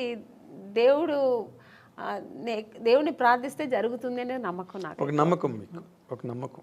అయితే ఇప్పుడు మీరు ఇందాక చెప్పినట్టుగా ఇంతమంది హీరోయిన్లు, పెద్ద సర్కిల్ ఆఫ్ హీరోయిన్స్ మధ్యలో ఆమని గారు కెరీర్ స్టార్ట్ అయినప్పుడు కానీ మీరు చెప్పినప్పుడు మీనా గారు, రోజా గారు, అవును, రమ్యకృష్ణ గారు, సౌందర్య వీళ్ళందరూ మీరు చూస్తే ఎంత పెద్ద పెద్ద హీరోయిన్స్ మధ్యలో నేను కూడా ఉన్నానంటే అది ఓన్లీ నా టాలెంట్ ఒకటే కాదు, దేవుడి బ్లెస్సింగ్స్ కూడా. నేను కూడా అంటే అసలు వాళ్ళకి వచ్చిన కన్నా మంచి మాస్టర్ పీస్ ఇట్లు మీకు వచ్చాయి. ఒక మిస్టర్ పెళ్ళం కానీ, ఒక శుభలగ్నం, మంచి క్యారెక్టర్స్ చేశాను నేను. స్టార్డమ్ అనేది పక్కన పెడితే పెద్ద పెద్ద స్టార్స్ నేను చేయకపోయి ఉండొచ్చు, బట్ మంచి మంచి డైరెక్టర్స్, పెద్ద పెద్ద స్టార్ డైరెక్టర్స్తో చేశాను. అవును, అంటే బాపు గారు పేరు చెప్తేనే తెలియని ఎవరు ఉంటారు. బాపు గారి సినిమానా, పైగా ఆయన సినిమాల్లో హీరోయిన్స్ బాగా అవును ఫ్రేముల్లాగా గీసి మరి అందంగా చూపిస్తారు. అందరు లేని వాళ్ళు కూడా అందంగా చూపిస్తారు ఆయన, అది ఆయన అన్నమాట. అలాగే కె విశ్వనాథ్ గారు, కె రాఘవేంద్రరావు గారు, దాసినారాయణరావు గారు, కృష్ణారెడ్డి గారు, ఇలాంటి వాళ్ళు డైరెక్టర్స్ అంతా చేసే అవకాశం, మంచి మంచి క్యారెక్టర్స్ చేసే అవకాశం, అది నా గాడ్ గ్రేస్. అదే ఇందాక ఇప్పుడు మీరు ఇంతమంది హీరోయిన్ లిస్ట్లో మీకు బాగా క్లోజ్ ఫ్రెండ్స్ అని చెప్పుకునే వాళ్ళు ఎవరండి? నాకు ఎందుకంటే మీకు ఆ ఫ్రెండ్షిప్ అన్న యాంగిల్ చాలా తక్కువ. అవునండి, నేను ఎక్కువ ఫ్రెండ్స్ ఎక్కువ మెయింటైన్ కాదు, నేను ఎవరితో ఎక్కువ మాట్లాడను కాబట్టి మూవ్ అవ్వను. సో అందుకని నేను ఎక్కువ అలా మూవ్ అయ్యి మాట్లాడే ఒక హీరోయిన్ సౌందర్య గారు. ఎందుకంటే అది ఎలా కనెక్ట్ అయ్యానంటే, అమ్మాయి బెంగళూరు, నేను బెంగళూరు. సో ఇద్దరు బెంగళూరు బాలికలు. తర్వాత ఆ టైంలో మేము దగ్గర 3-4-5 పిక్చర్స్ కలిసి చేసాం మేము. సో చేసినప్పుడు అన్న చెల్లెలు, అమ్మ దొంగ ఇలా చేసామన్నమాట. అది చేసినప్పుడు మేమిద్దరు ఆల్మోస్ట్ మా కాంబినేషన్ ఉండేది. ఇద్దరు పక్కన పక్కన కూర్చొని, ఆ అమ్మాయి కూడా ఒక కిడ్ లాగే, ఇంకా వేరే ఏం ఉండదు ఆలోచన. మా కన్నడ సినిమా సాంగ్స్ పాడుకుని, ఆ కన్నడ మాట్లాడడం అనేది అమ్మాయికి నా మీద ఎక్కువ ప్రేమ వచ్చేసింది, నాకు ఆ అమ్మాయి మీద ప్రేమ వచ్చింది. కన్నడ సాంగ్స్ మాట్లాడడం, ఇలా కనెక్ట్ అయ్యాం అనమాట. అయ్యి అలాగా తన పర్సనల్స్ నాకు చెప్పుకోవడం, నా పర్సనల్స్ అమ్మాయికి చెప్పుకోవడం. ఆఫ్టర్ నేను మ్యారేజ్ చేసుకున్న తర్వాత వాళ్ళ అమ్మగారు ఫోన్ చేసి, ఎలా ఉన్నావు అమ్మని, ఇంత బిజీగా ఉన్నావు, ఎలా ఇంట్లో కూర్చున్నావు అనేవారు. ఆ అమ్మాయి కూడా నన్ను షూటింగ్ స్పాట్కి రమ్మని పిలిచేది. తన ఓన్ సినిమా తీశారు వాళ్ళ బ్యానర్లో. అవును, అప్పుడు ఇక్కడ బ్రదర్ అమరు, అవును, రామని నాకు బోర్ కొడుతుంది, ఒంటరిగా ఉన్నాను అని ఎక్కడో మైసూర్ దగ్గర సోమనాథ్పూర్ అని షూటింగ్లో నేను వెళ్ళలేకపోయాను, వస్తానని చెప్పాను. సో అలా చాలా దగ్గర ఉండింది. ఆఫ్టర్ మ్యారేజ్ తర్వాత కూడా నేను ఫ్రెండ్షిప్ కంటిన్యూ అయిందంటే ఒక సౌందర్య. తన నాన్నగారు పోయినప్పుడు కూడా నాకు ఫోన్ చేసి ఓన్లీ ఏడ్ చేసి, నువ్వు ఇప్పుడు రా, నేను కలవాలి, నీతో మాట్లాడాలి నేను అంటే. టైం అప్పుడు 10 o'clock అయిపోయింది. నేను షూట్ చేసుకుని వచ్చాను హైదరాబాద్లోనే. తను ప్రశాంత్ కుటీర్లో ఉంది, నేను హోటల్లో ఉన్నాను, నేను కూడా ఏదో హోటల్లో ఉన్నాను, చెప్పేదాన్ని వెంటనే కారు వేసుకుని వచ్చాను అనమాట ప్రశాంత్ కుటీర్. వస్తే కూర్చొని ఎందుకంటే అమ్మాయి సెంటిమెంట్గా ప్రశాంత్ కుటీర్ చాలా ఎంత పెద్ద హీరోయిన్ ఆ ప్రశాంత్ కుటీర్లో ఉండేది. ఇప్పుడు మేమందరూ కూడా ఒక స్టేజ్ వచ్చిన తర్వాత హోటల్స్ మారాము, అమ్మాయికి అసలు మారలేదు, ఆ రూమ్ మారలేదు, ఆ ప్రశాంత్ కుటీర్ని వదలలేదు. అంతే ఆ వెజిటేరియన్ ఫుడ్. అవును, ప్రశాంత్ కుటీర్ బాగుంటుంది. అది ఒక ఈ హోమ్లీగా ఇల్లు అట్మాస్ఫియర్ ఉంటుంది. సో అక్కడ వెళ్తే అసలు నన్ను హగ్ చేసుకుని బోర్ని ఏడ్చేసింది చిన్నపిల్లలాగా. ఏడ్చి మా 4 పిల్లర్స్లో ఒక పిల్లర్ వెళ్ళిపోయారు నాన్నగారు, నేను అమ్మ ముగ్గురే ఉన్నాము, అమ్మని అని ఏడ్చి అన్నాను, ఏదున్నా ధైర్యంగా ఫేస్ చేయాలి, నువ్వు నేను తనకు ధైర్యం చెప్పింది, నేను అమ్మాయిలాగే. కానీ ఆ టైంలో అలా ఒకరికొకరు ఆద్దరు చెప్పుకొని అంత క్లోజ్ ఉండేదన్నమాట అమ్మాయి. కానీ మరి అమ్మాయి పోయింది అలాగా, అప్పుడు అసలు నేను షూట్లో ఉన్నానండి అప్పుడు కూడా, ఆ టైంలో షూట్లో ఉన్నాను నేను. చెప్తే నేను నమ్మలేదు, సౌందర్యాన్ని వేరే ఎవరైనా చెప్తున్నారు, సౌందర్య ఎలా పోతుందండి, ఎందుకు పోతుంది అన్నాను. అసలు నమ్మలేదు నేను. అసలు ఇలా కెమెరా పెట్టి ఇలా సౌందర్య గారు పోయారంటే ఇంక నేను, నాకు పక్కన మనుషులు ఉన్నారని ఏడ్చేసానండి. ఎవరి దగ్గర ఉంది ఆ క్లిప్పింగ్స్ తెలియదు, కానీ చూసారంటే చాలా ఘోరంగా ఉంటుంది. చిన్న పిల్లలాగా ఏడ్చేసాను నేను, నాకు మాటలు రావట్లేదు, నాకు ఒక షాక్ లాగా అయిందనమాట. ఆ అమ్మాయి పోవడం ఏంటి అసలు. ఆ తర్వాత అసలు నేను దేవుడి దగ్గర నిజంగా ఇది ట్రూ అండి, నేనైతే దేవుడి దగ్గర ఒక్కటే వేడుకున్నా, నన్ను తీసుకెళ్ళొచ్చు కదా అమ్మాయిని ఉంచేసి అనిపించింది ఆ టైంలో, అలా ఏడ్చేసాను నేను. సో చాలా మంచి అమ్మాయి కూడా, అమ్మాయి చాలా మంచి అమ్మాయి, పర్సనల్గా అన్ని విషయాల్లో చాలా మంచి అమ్మాయి. ఆ టైంలో అలా ఫీల్ అయ్యాను అనమాట. ఇప్పుడు అమ్మాయిని తలుచుకున్న రోజు ఉండదు నాకు. ఎప్పుడైనా సినిమాలు వస్తే తన సినిమాలు చూస్తుంటే ఏడుపు వచ్చేస్తుంటుంది. నేననే కాదండి, అందరికీ సౌందర్య అంటే చాలా ఇష్టం. ఎందుకంటే అమ్మాయి ఎప్పుడు ఎవరిని ఒక్క మాట కామెంట్ చేయడం కానీ లేకపోతే ఇంకోళ్ళని క్రిటిసైజ్ చేయడం కానీ ఉండదండి. ఆల్మోస్ట్ మీలాగే మీ ఇద్దరు కనుక త్రాసులు వేస్తే అలాగే మంచి క్యారెక్టర్స్ చేసింది, మంచి ఆర్టిస్ట్, ఒక అమూర్ లాంటి సినిమా చేసింది, మంచి సినిమాలు వేసింది అలా. కానీ అమ్మాయి ఒక మంచి లైఫ్ చూడలేకపోయింది కదా అనిపించింది. వాస్ షీ హ్యాపీ అండి బిఫోర్ మ్యారేజ్ ఆల్సో? హ్యాపీ అండి అమ్మాయి చల్లిమ. యాక్చువల్గా అమ్మాయికి అలా ఉండడం ఇష్టం, సినిమా ఇంట్రెస్ట్ తక్కువ అండి. తను నాన్నగారు చెప్పారని హీరోయిన్ అయింది, కానీ తర్వాత తనకి ఇంట్రెస్ట్ వచ్చి తర్వాత చేసింది, అది వేరు. తన ఇష్టం ఏంటంటే మామూలు మన ఒక లైఫ్ ఉంది కదా, మ్యారేజ్ చేసుకోవాలి, మనం మామూలు ఒక సామాన్య మనుషులాగా ఉండాలని, హౌస్ వైఫ్ లాగా మన అందరిలా ఉండాలని చాలా ఇష్టపడేది నాకు తెలుసు అమ్మాయి. అలాంటి ఒక లైఫ్ ఆ అమ్మాయి అనుభవించకుండా వెళ్ళిపోయింది. సినిమాలో అంత ఎదిగిన అమ్మాయి ఒక పర్సనల్ లైఫ్ అనుభవించకుండా వెళ్ళిపోయింది అనేది తలుచుకుంటే చాలా బాగా. అదే జగపతి బాబుని చేసుకుంటుందని ఒక టైంలో లేదండి, అసలు ఆ జగపతి బాబు గారికి ఆ థాట్ లేదు. ఆయనకు ఆల్రెడీ మ్యారేజ్ అయ్యి పిల్లలు ఉన్నారు, ఆయన అలా లేదు. జగపతి బాబు గారికి సౌందర్య అంటే రెస్పెక్ట్, అట్ ఎ టైం ఆయనకు చాలా ఇష్టం కూడా అమ్మాయి అంటే. ఆర్టిస్ట్గా మంచి ఆర్టిస్ట్, వాళ్ళు బ్యానర్లో చాలా చేసిన సినిమా 2-3 సినిమాలు ఏదో చేసింది అనుకో. సో అంతే తప్ప అలాంటివి లేదు. సౌందర్యకైతే అసలు ఆ థాటే లేదండి, అస్సలు లేదు. మీకు ఆ థాట్ ఉంటే అమ్మాయి, ఎందుకంటే వాళ్ళ అన్నగారు చెప్పిన అమ్మాయి అబ్బాయిని పెళ్లి చేసుకుంటుంది. వాళ్ళ అన్నగారు చెప్పారని అమ్మాయి చేసుకుంది. వాళ్ళ అన్నగారు చెప్పి ఏ మాట, నాన్నగారు ఉన్నంత వరకు నాన్నగారు మాట వినేది. చిన్నపిల్లలాగే అండి వాళ్ళ ఇంట్లో. నెక్స్ట్ అమ్మకి కూతురులాగే ఉండేది తప్ప చెల్లెలాగా ఉండేది కాదు. అమ్మరు ఏం చెప్తే అది వినేది. అలాంటి అన్నప్పుడు ఇంకా జగపతి బాబు గారి మీద అలాంటి అసలు అదంతా ఊరికి ఇండస్ట్రీ అంతా విపరీతంగా మాట్లాడుకున్నారు. లేదండి, మీ చెవిలో పడిందో లేదో నాకు తెలియదు, తెలుసు నాకు కూడా, బట్ లేదు అలాంటి లేదు. ఆ అమ్మాయికి లేదు, జగపతి బాబు గారికి కూడా లేదు అలాంటి. ఆయన అసలు అందరితో బాగా క్లోజ్ గా మాట్లాడతారు, అలాగే ఆ అమ్మాయితో కూడా ఉండేవారు అనమాట. కాకపోతే అంటే ఎక్కువ సినిమాలు కలిసి చేశారు, అందుకని అలా వచ్చింది అది. వాళ్ళిద్దరూ కొంచెం ఒక 4-5 సినిమాలు కలిసి చేశారు ఆ టైంలో. అవును. తర్వాత ఇప్పుడు క్వైట్ కాంట్రాస్ట్ రోజా గారు. అవును, మామూలు ఆటం బాంబు. నిజంగా గర్వంగా ఉందండి, ఎందుకంటే మా ఇండస్ట్రీలో ఒక హీరోయిన్ ఒక పొలిటీషియన్లు వెళ్ళి అలా అలా గట్స్గా మాట్లాడడం నిజంగా కదా. కాదు, పాలిటిక్స్లోకి రమ్మని ఎప్పుడు అడగలేదు ఆవిడ మిమ్మల్ని? నన్ను లేదండి. అంటే రోజా గారు నాకు బాగా క్లోజే. అంటే సౌందర్య ఫ్రెండ్షిప్ వేరు.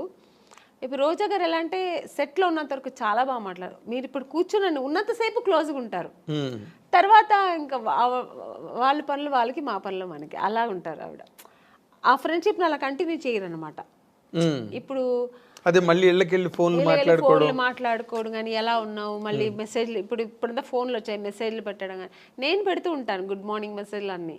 తను దానికి రిప్లై చేస్తుంటుంది తప్ప పెద్దగా తను ఇంకా అంటే ఉన్న బిజీ అలాగా ఆవిడ. అంతే కదా, చాలా బిజీ కదండి ఆవిడ పనులు చేసుకోవడానికి కూడా టైం ఉండదు. ఇంకా మాకు మెసేజ్ లేకపోతే పెడుతూ కూర్చుంటారు చెప్పండి.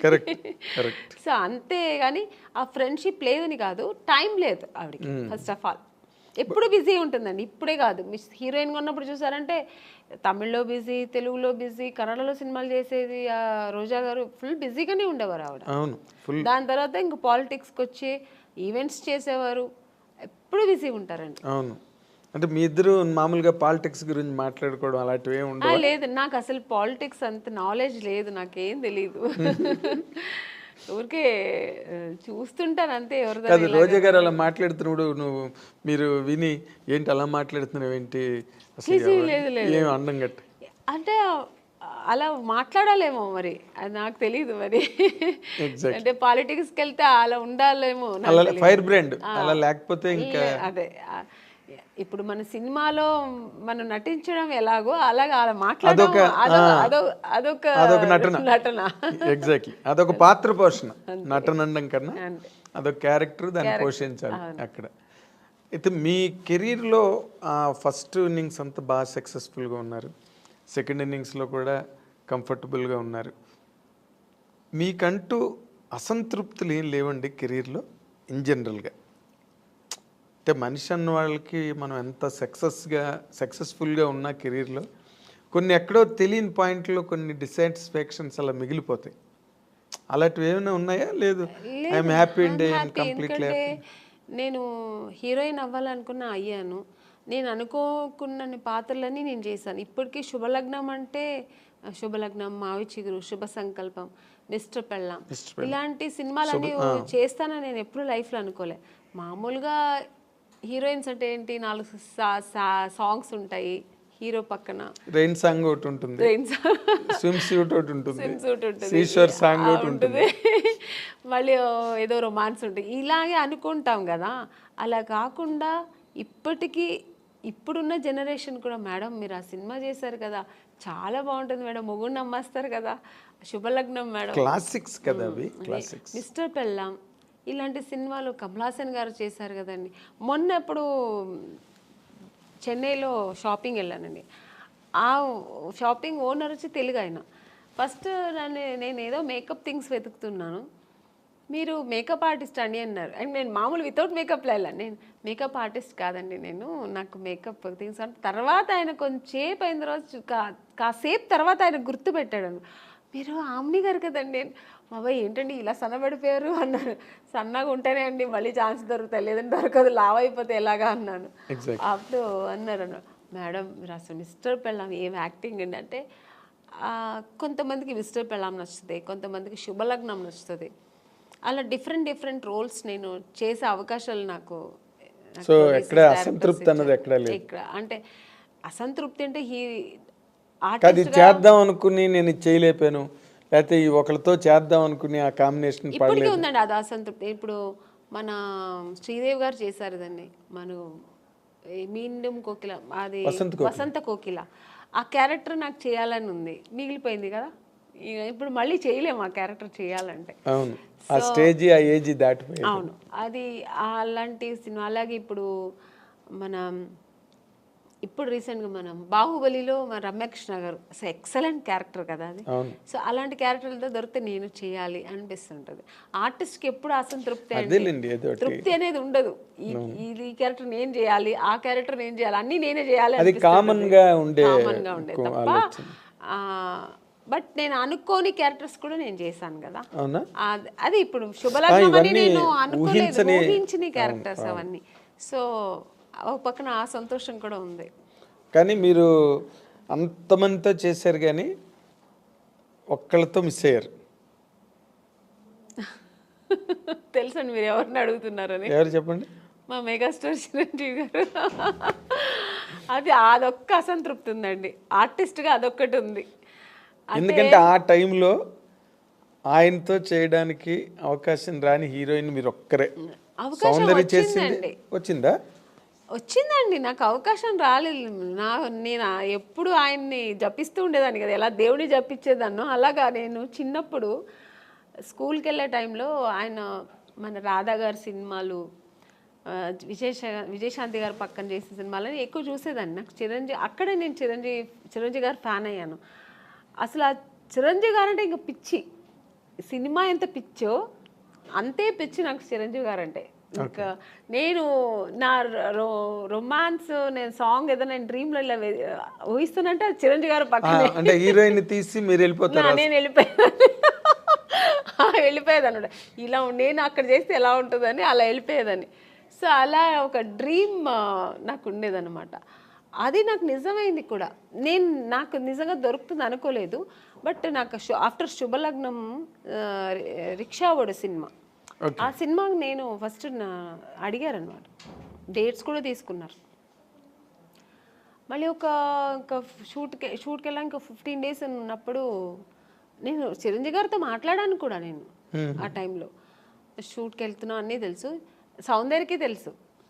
సౌందర్య కూడా చాలా హ్యాపీ, ఎందుకంటే సౌందర్య కూడా ఉంది ఆ సినిమాలో. నేను సౌందర్య ఇద్దరు చాలా హ్యాపీ. మేము మన ఇద్దరు మళ్ళీ కలిసి చేస్తున్నామే అని. నేను బెంగళూరు షూట్కి వెళ్తే తను ఫోన్ చేసింది నాకు. ఆఫ్టర్ 15 days తర్వాత 1 week తర్వాత ఏమైందో తెలియదండి. నగ్మా గారు అని ఇది ఫోటో దీంట్లో చూసా, ఏదో ఒక పత్రికలో చూసాను. తర్వాత మా మేనేజర్ చెప్పారు, లేదమ్మా ఇలాగా మనం లేదు ఏమంటే డైరెక్టర్ చేంజ్ అయ్యారు అక్కడ. కోదండరామరెడ్డి గారు చేయాల్సిన సినిమా కోదండరామకృష్ణ గారు ఎవరు చేశారు. కోదండరామరెడ్డి గారు భార్గవ ఆర్ట్స్కి వెళ్ళారు, మాతో పెట్టుకోక సినిమా. అప్పుడు షఫల్ అయ్యారు. షఫల్ అయ్యేప్పటికి అక్కడ ఏం జరిగిందో తెలియదు, నిజం నాకు తెలియదు, దేవుడికే తెలుసు. నేను మారాను అనమాట. సో చాలా అసంతృప్తి. ఇంకా అదే ఫస్ట్ టైం నేను అప్పుడు అంటే చాలాసార్లు నేను హీరోయిన్ అవ్వలేదని ఏడ్చాను. చిరంజీవి గారి సినిమా దొరకలేదని సెకండ్ టైం ఏడ్చాను నేను.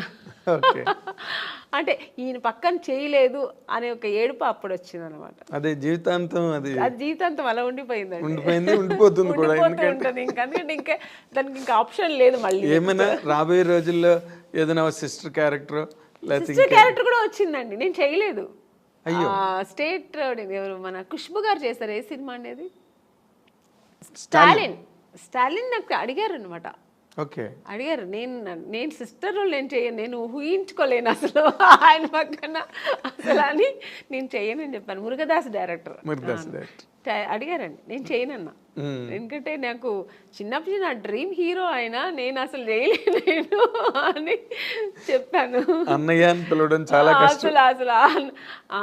అసలు నా వల్ల కాదు, ఆ ఇమాజిన్ కూడా చేయలేను. నేను నా డ్రీమ్ హీరో అలాగే ఉండిపోని నేను చేయనని చెప్పేసా. అప్పుడు చాలా గ్రేట్ డెసిషన్ అది, నిజంగా నేను చేయలేదు. అవును, గ్రేట్ డెసిషన్. కన్విక్షన్ అస్సలు నేను కుదరలేదు, నీకు కుదరదు అన్నాను. చాలా ఒక 10 times ఫోన్ చేశారు, నేను చేయనని చెప్పాను. చాలా గట్స్ కావాలి చిరంజీవి గారు పక్కన చేయనని చెప్పడానికి. అంటే చిరంజీవి గారు పక్కన అదే మీ ఫీలింగ్ కరెక్ట్. ఎందుకంటే నా హీరోని నేను అన్నయ్య అని పిలవలేను, అసలు ఛాన్సే లేదు. నాకు ఇప్పటికీ గుర్తు, మీరు అన్నపూర్ణ స్టూడియోలో చిరంజీవి గారు ఒక సెట్లో షూటింగ్ చేస్తున్నప్పుడు మీరు పక్క సెట్లో షూటింగ్ చేస్తూ కలవడానికి వస్తామని వచ్చారు ఒకసారి మీరు. అవును, ఇప్పుడు రీసెంట్గా మన కే విశ్వనాథ్ గారు ఫంక్షన్ జరిగింది, ఆయన పోయిన తర్వాత శ్రద్ధాంజలి చేసి. అప్పుడు ఆ ఫంక్షన్ నేను వెళ్ళాను, ఎందుకంటే నేను ఆయన సినిమా చేశాను కదా, శుభ సంకల్పం. అప్పుడు కూడా చిరంజీవి గారు మెయిన్ అక్కడ వచ్చారు. చిరంజీవి గారే అది జరిగింది, ఆర్గనైజేషన్ ఆయన తరఫునే జరిగింది. సో చిరంజీవి గారు వస్తే నాకు అసలు ఆ ఫంక్షన్కి వెళ్ళిన సంతోష్ పక్కన చిరంజీవి గారు చూసాను, మళ్ళీ చూస్తున్నానని. నేను ఆయన చూసినప్పుడంతా నేను మళ్ళీ ఆ చిన్నప్పుడు ఆ ఫ్యాన్ ఎలా ఫీల్ అవుతారో ఫీల్ అయిపోతుంటాను. నేను ఆర్టిస్ట్గా మర్చిపోతుంటాను నేను. సో అక్కడ వెళ్ళి స్టేజ్కి వెళ్ళిన తర్వాత అందరూ ఫొటోస్ తీసుకొని అందరూ గ్రూప్ తీసుకున్నారు. నేను మళ్ళీ వెళ్ళి సార్ ఒక్క ఫోటో తీసుకుంటాను సార్ అన్నాను. రామ్మ అని నేనైతే ఎంత అప్పుడు ఫీల్ అయ్యానంటే, నేను ఒక ఫ్యాన్, నాకు నచ్చిన హీరోతో తీసుకున్నానని నేను ఇష్టపడి నాకు నచ్చి తీసుకున్న ఏకైక హీరో చిరంజీవి గారు. అంటే ఈ సచ్ ఎ ఫినామినల్ హీరో. మీరు అలాగే ఫ్యాన్స్ లాగా ఉండిపోయారు అప్పటి నుంచి ఇప్పటి వరకు. ఇప్పుడు మళ్ళీ కొత్త జనరేషన్ తీసుకుంటున్నాను. ఇప్పుడు చేస్తున్నప్పుడు అందరూ హీరోస్ తో నేను తీసుకుంటా పర్సనల్ గా, దట్స్ డిఫరెంట్. బట్ నాకు ఇష్టపడి చిరంజీవి గారు పక్కన తీసుకుని ఇలా తీసుకుంటే అసలు మళ్ళీ బ్యాక్ టు 25 years బ్యాక్ వెళ్ళిపోయాను అనమాట. ఇప్పుడు మీరు మాట్లాడుతున్నప్పుడే ఎంతో పొంగిపోతున్నారు తెచ్చుకుని. అంటే అది ఇష్టం నాకు. అంటే ఆయన ఏమో మరి తెలీదు, ఆయన యాక్టింగ్, ఆయన డాన్స్ స్టైలు ఇప్పుడు కూడా అలాగే చేస్తారు ఆయన. అసలు రీసెంట్గా సినిమా చూశాను, వాల్టర్ వీరయ్య. అసలు హీరో గారు ఎంత అసలు ఛాన్సే లేదు. రెడీ అవ్వాలి మరి మీరు. బాలశంకర్ దగ్గరలోనే ఉంది, బాలశంకర్ రిలీజ్ దగ్గరలో ఉంది. వెళ్తానండి ఆగస్ట్ 11. చాలా హైలీ ఎక్స్పెక్టెడ్ ఫిల్మ్. చాలా అది మనకు అక్కడ వేదాళం, తమిళ్ వేదాళం కదా తెలుగులో, అక్కడ పెద్ద హిట్. ఆ ఎక్స్పెక్టేషన్స్ ఇక్కడ కూడా ఉన్నాయి. ఇప్పుడు జనరల్గా అంటే మీరు ఎప్పుడు క్లాసిక్ క్యారెక్టర్స్ ఇంపార్టెంట్ రోల్సే చేశారు. గ్లామర్ వైపు అసలు ఎప్పుడు పోలేదు మీరు.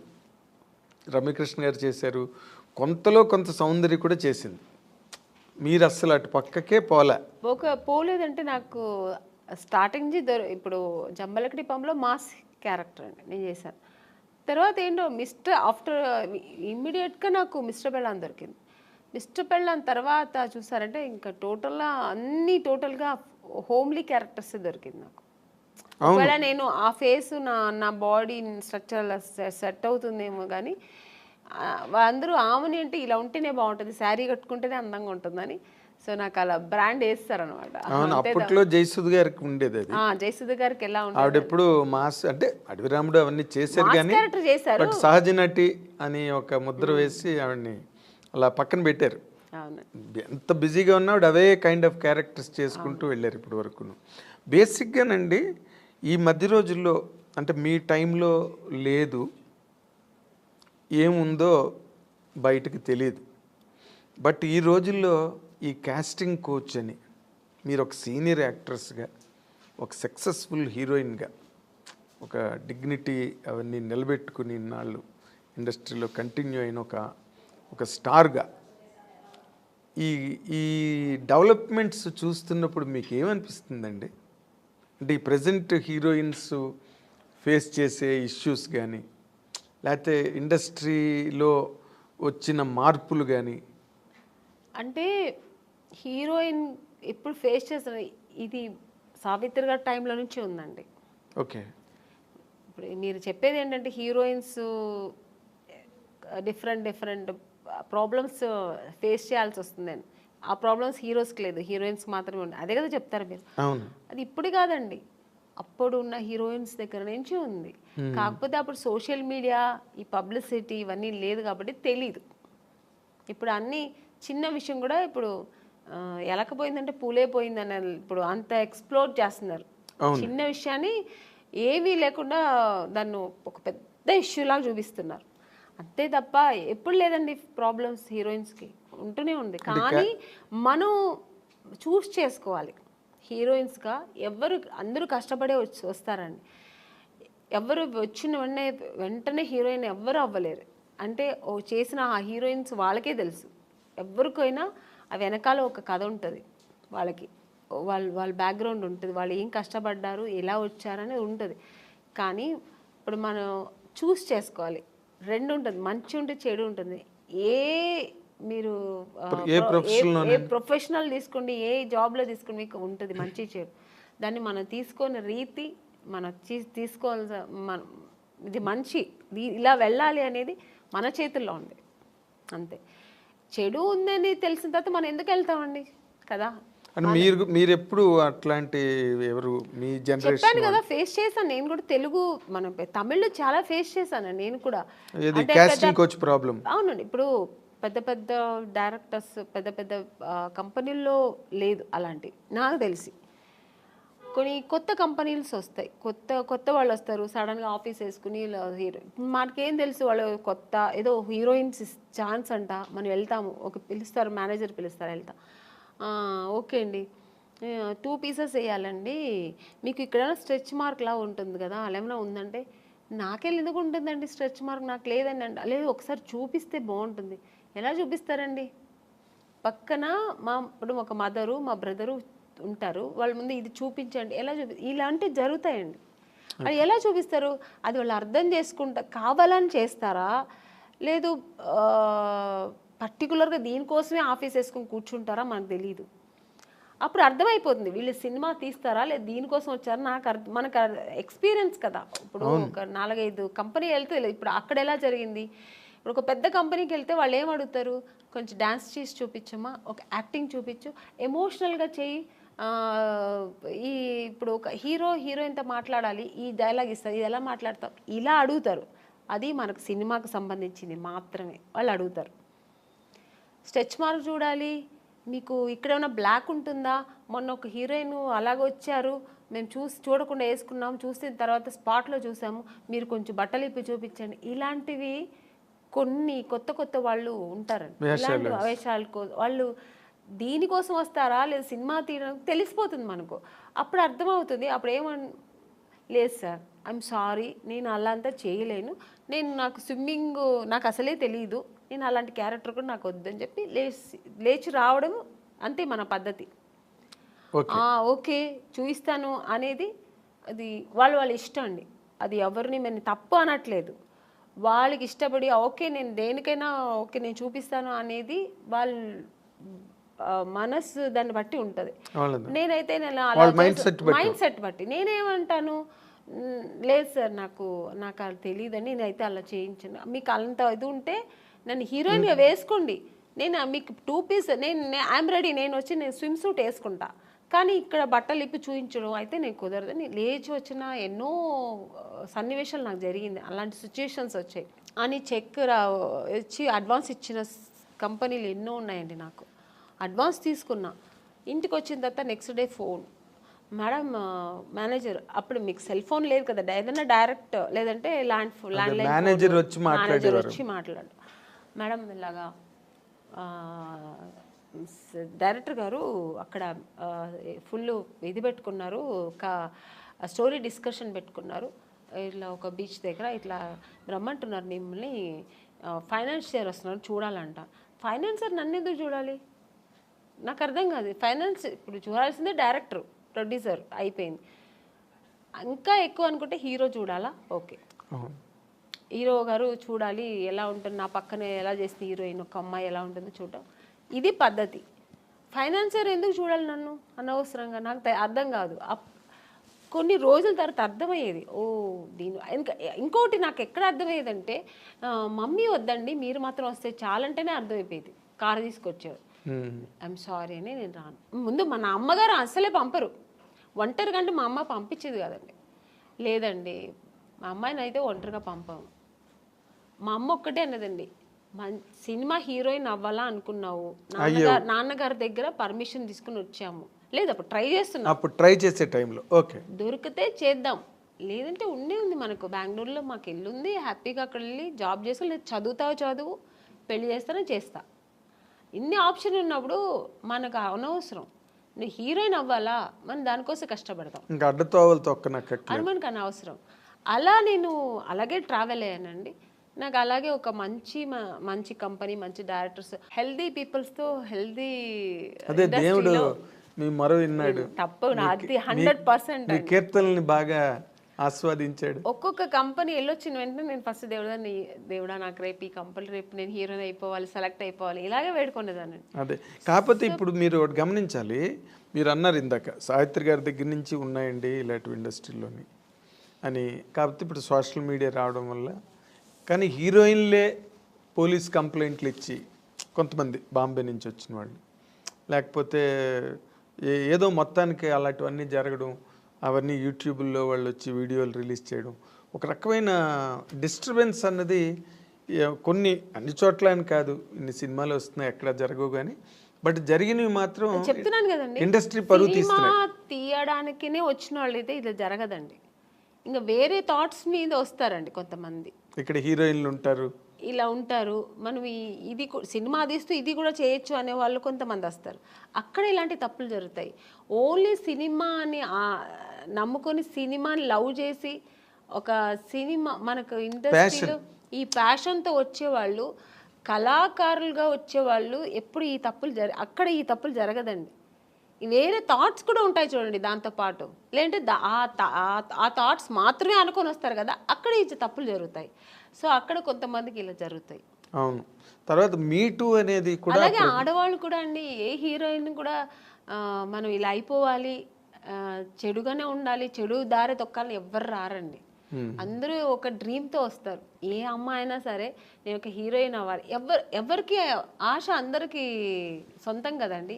నేను కూడా శ్రీదేవి గారు లాగా కావాలి, నేను కూడా ఒక నగ్మ గారు లాగా కావాలి, నేను కూడా ఒక విజయశాంతి గారు లాగా నేను కూడా ఈ సినిమా ఇండస్ట్రీలో అవ్వాలని అనుకోవడం తప్పలేదు. అందరూ ఆశతోనే వస్తారు కదా. సక్సెస్ అయ్యేది కొంతమంది, సక్సెస్ అవ్వకుండా వెనక్కి తిరిగిపోవడం కొంతమంది.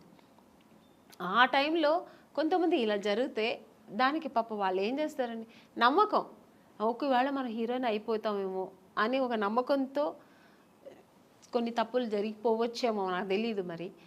అలాంటప్పుడు కొంచెం ఇలా వాళ్ళు లైఫ్లో ఇలా మిస్ అవుతుంటాయి.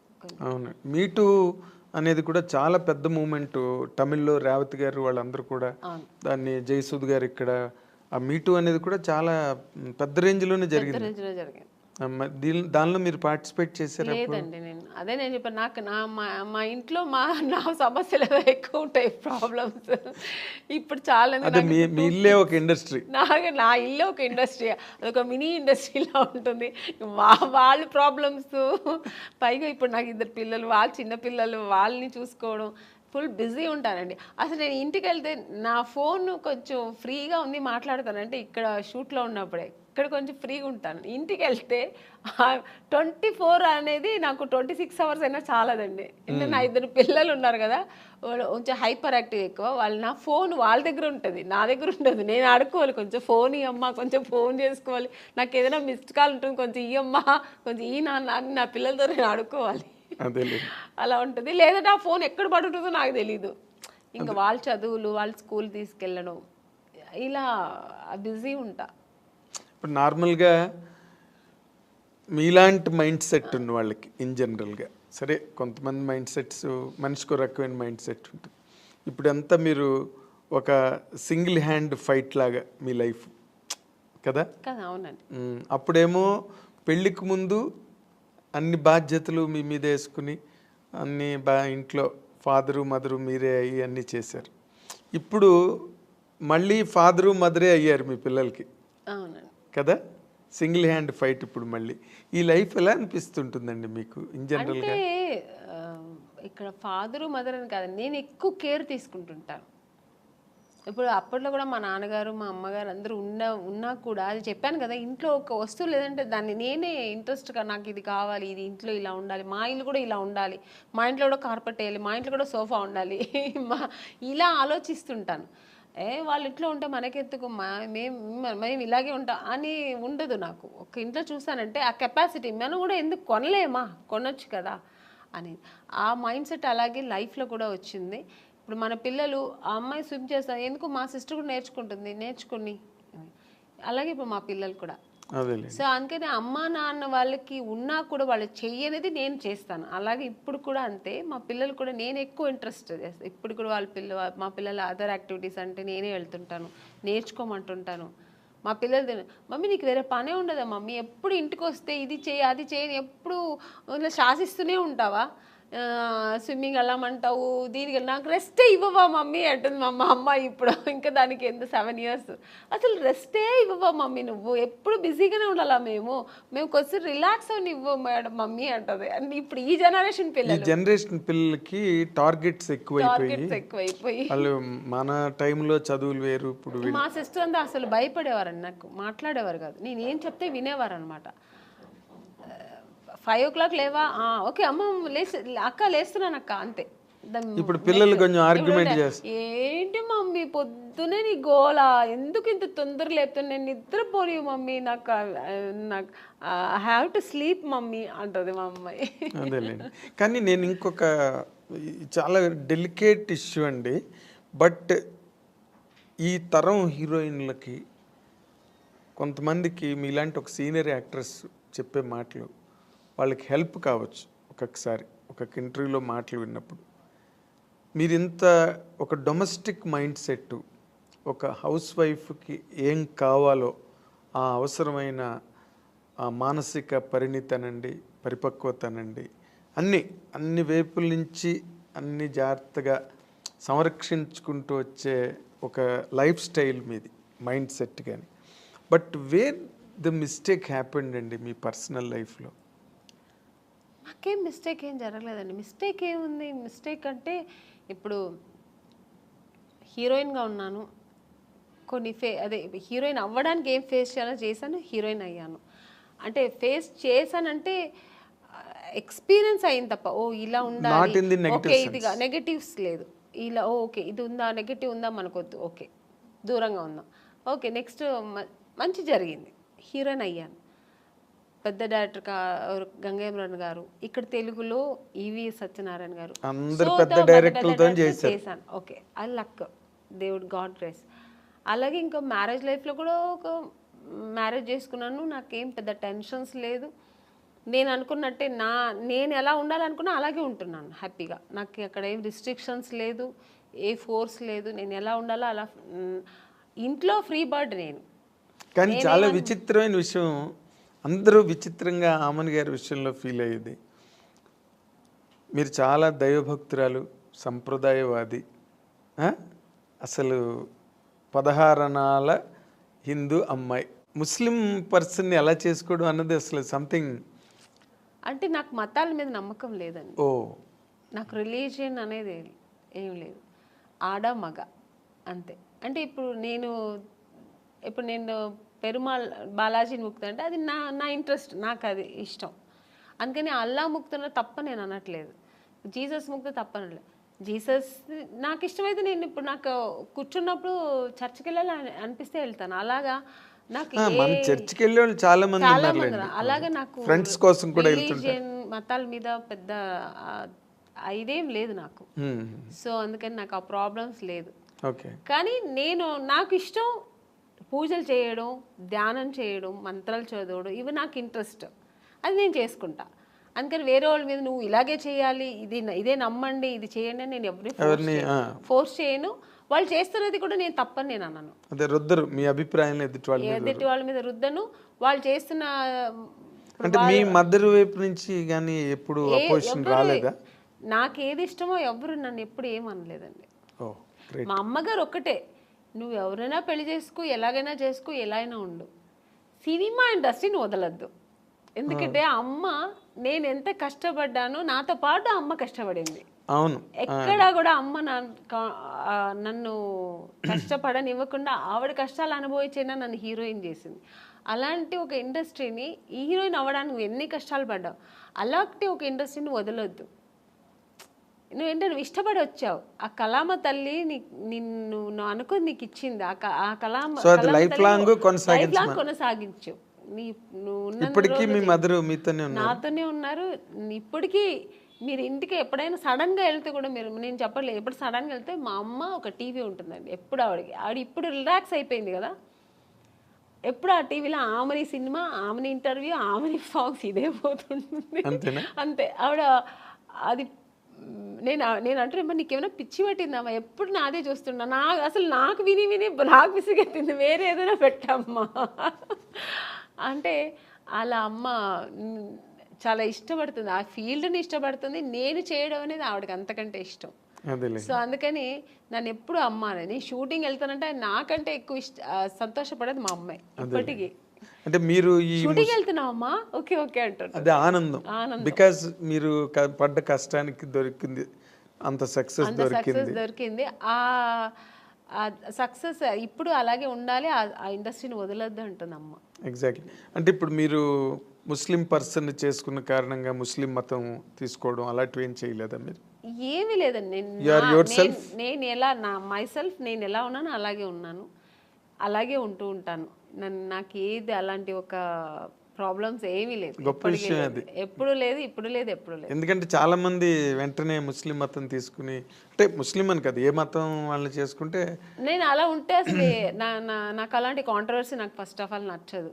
ఇలా ఉంటేనే అలాగా ఫోర్స్ అసలే నచ్చదు నాకు. ఓకే. నాకు ఎప్పుడు నాకని కొన్ని ఎథిక్స్, కొన్ని ఫ్రీడమ్స్ ఉంటాయి. అది ఏ విషయంలో అయినా, ఇది ఒక మ్యారేజ్ అనే కాదండి, పిల్లల విషయంలో కూడా అంతే. ఇప్పుడు నేను పూజ చేస్తున్నా అంటే నన్ను డిస్టర్బ్ చేయకూడదు 1 hour, నా పిల్లలైనా సరే. నేను నెమ్మదిగా నేను అనుకున్న పూజ నేను జరిపించేయాలి, అలా అలా అనుకుంటాను, అది నాకు జరగాలంతే. సో ఇప్పుడు ఈ ఇంత లాంగ్ స్ట్రెచ్ ఆఫ్ లైఫ్, అవతల కెరీరు, ఫ్యామిలీ లైఫ్, ఇవన్నీ కూడా ఇప్పుడు ఒకవేళ ఫ్యామిలీ లైఫ్లో ఏదైనా వచ్చిన డిస్టర్బెన్సెస్ని కూడా మీరు అన్నిటినీ ఓవర్కమ్ చేసే మెంటల్గా బాగా సెట్ అయి ఉన్నారండి, లేకపోతే స్టిల్ యూ ఫీల్ ఫస్ట్? ఏమీ లేదు, నాకు అసలు ఏ ప్రాబ్లమ్స్ లేదు మెంటలీగా కానీ, నాకు అసలు ఆ మానసిక ప్రాబ్లం ఏమీ లేదండి. హ్యాపీగా ఉన్నా, ఐఎమ్ వెరీ హ్యాపీ. నాకు మెయిన్ ఫస్ట్ నాకు ఇండస్ట్రీ అండి, నేను ఇష్టపడి వచ్చిన ఇండస్ట్రీ. సో అది హెల్తీగా నాకు ఇప్పటి వరకు నేను వెళ్తున్నా జర్నీ. సెకండ్ నా పిల్లలు, నా ప్రపంచం ఇదే, నా ప్రొఫెషనల్, నా పిల్లలు, ఇది నా ప్రపంచం. దీని తర్వాత ఏదైనా ఆలోచిస్తాను, దీని తర్వాత సెకండరీ, ఇంటికి సెకండరీ. నేను ఇక్కడ వస్తే నా ప్రొఫెషనల్ ఓన్లీ, నేను ఫోకస్ దీంట్లోనే ఉంటుంది. ప్యాకప్ అంటే నెక్స్ట్ ఫ్లైట్ ఏది ఉంటే వెళ్ళిపోతుంటా ఇంటికి, ఎందుకంటే నా పిల్లలు వెయిటింగ్ అక్కడ, ఎందుకంటే వాళ్ళు చాలా మిస్ అవుతుంటా. అవును. సో జయసుద్ గారు కూడా 6 రోజులే ఎట్ స్ట్రెచ్ షూటింగ్ చేసి మళ్ళీ 3 days బ్రేక్ తీసుకునేవారు. నేను బ్రేక్ తీసుకోనండి, నాకు బ్రేక్ వస్తుంది. ఇప్పుడు వచ్చింది అనుకోండి, ఇప్పుడు 3 days బ్రేక్ వస్తుంది, వెళ్ళిపోతా. ఫస్ట్ నా పిల్లలు వాళ్ళు నా కోసం వెయిట్ చేస్తారు, మమ్మీ మమ్మీ అని ఎప్పుడు ఫోన్లో, ఎప్పుడు వస్తావు మమ్మీ, ఎప్పుడు వస్తా, ఆ పిలుపుకు వెళ్ళిపోయి ఫస్ట్ ఇంకా వాళ్ళతో ఎన్ని టెన్షన్స్ ఉన్నా వాళ్ళతో వెళ్తే మొత్తం నేను ఇంకా అక్కడ మర్చిపోతాను అన్ని. వాళ్ళ టెన్షన్స్, వాళ్ళని స్కూల్కి తీసుకెళ్ళడం, మార్నింగ్ వాళ్ళు రెడీ చేయడం, వాళ్ళని స్కూల్ నుంచి తీసుకురావడం, వాళ్ళకి ఏది మంచి కావాలి చెడు కావాలి వండి పెట్టడం, వాళ్ళని బయట తీసుకెళ్ళడం, ఇంకా వాళ్ళ విషయంలో బిజీ ఉంటాను అన్నమాట. చిరంజీవి గారితో చెయ్యాలనుకుని చేయలేపారు లైఫ్లో. ఇప్పుడు చిరంజీవి గారు అబ్బాయి రామ్ చరణ్ అసలు ఇంటర్నేషనల్ గ్లోబల్ స్టార్. అవునండి. రామ్ చరణ్తో చేసే అవకాశం ఏమైనా ఉందా మీరు? ఇప్పుడు లేదు, వస్తే మాత్రం చేస్తానండి హ్యాపీగా. అదే రామ్ చరణ్ తర్వాత ఇప్పుడు ఈ younger generation heroes junior NTR గారు కానీ, మహేష్ బాబు కానీ, అవకాశాలు ఏమన్నా వచ్చాయా మీకు ఇప్పుడు వరకు? మహేష్ బాబు గారు సినిమా చేశాను రీసెంట్గా, ఇంకెవరితో చేయ అవకాశం రాలే, వస్తే మాత్రం హ్యాపీగా చేస్తానండి, చాలా సంతోషంగా చేస్తాను. వాళ్ళు బాగా మీకు ఇష్టమైన హీరో ఎవరండి యంగర్ జనరేషన్లో? అందరూ ఇష్టమే, ఎక్కువ అనుకుంటే నాకు జూనియర్ ఎన్టీఆర్ గారు అంటే చాలా ఇష్టం. అవునా? ఆయన సినిమాలు బాగా చూస్తుంటా ఇప్పట్లో. అంటే ఎందుకు అంటే ఆయన కూడా బాగా డాన్స్ ఎనర్జెటిక్గా బాగా చేస్తారు. అంటే అందరూ చెయ్యరని చెప్పట్లేదు. ఇప్పుడు రామ్ చరణ్ గారు కానీ, మన మహేష్ బాబు గారు అందరూ ఇష్టమే, కానీ ఆయన సినిమాలు ఏదో కొంచెం ఎక్కువ మాస్ ఎక్కువ ఉంటుంది కొంచెం. సో అదే మాస్ హీరో అందుకని ఆయన ఫస్ట్ ఇది కూడా బిగ్ బాస్ చేసేది కూడా నేను చాలా ఇంట్రెస్ట్గా చూసాను. నేను అవునా? అంత చిన్న వయసు అంత చక్కగా మాట్లాడడం అన్ని చక్కగా speaker.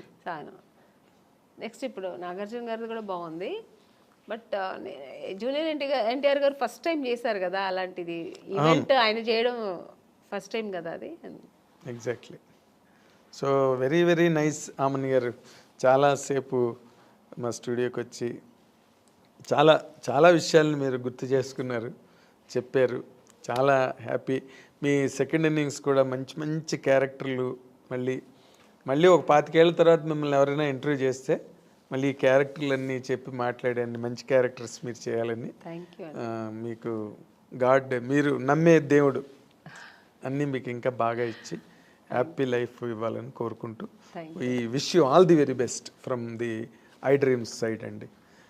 This is what our eminent actress Aamani గారు, ఆవిడ తాలూకు అనుభవాలు, లైఫ్ జర్నీ, క్యారెక్టర్స్ అన్నీ చాలా టైం తీసుకుని మనతో డిస్కస్ చేసినందుకు మన అందరి తరఫున ఆవిడకి థ్యాంక్స్ చెప్తున్నాను. Thank you for watching.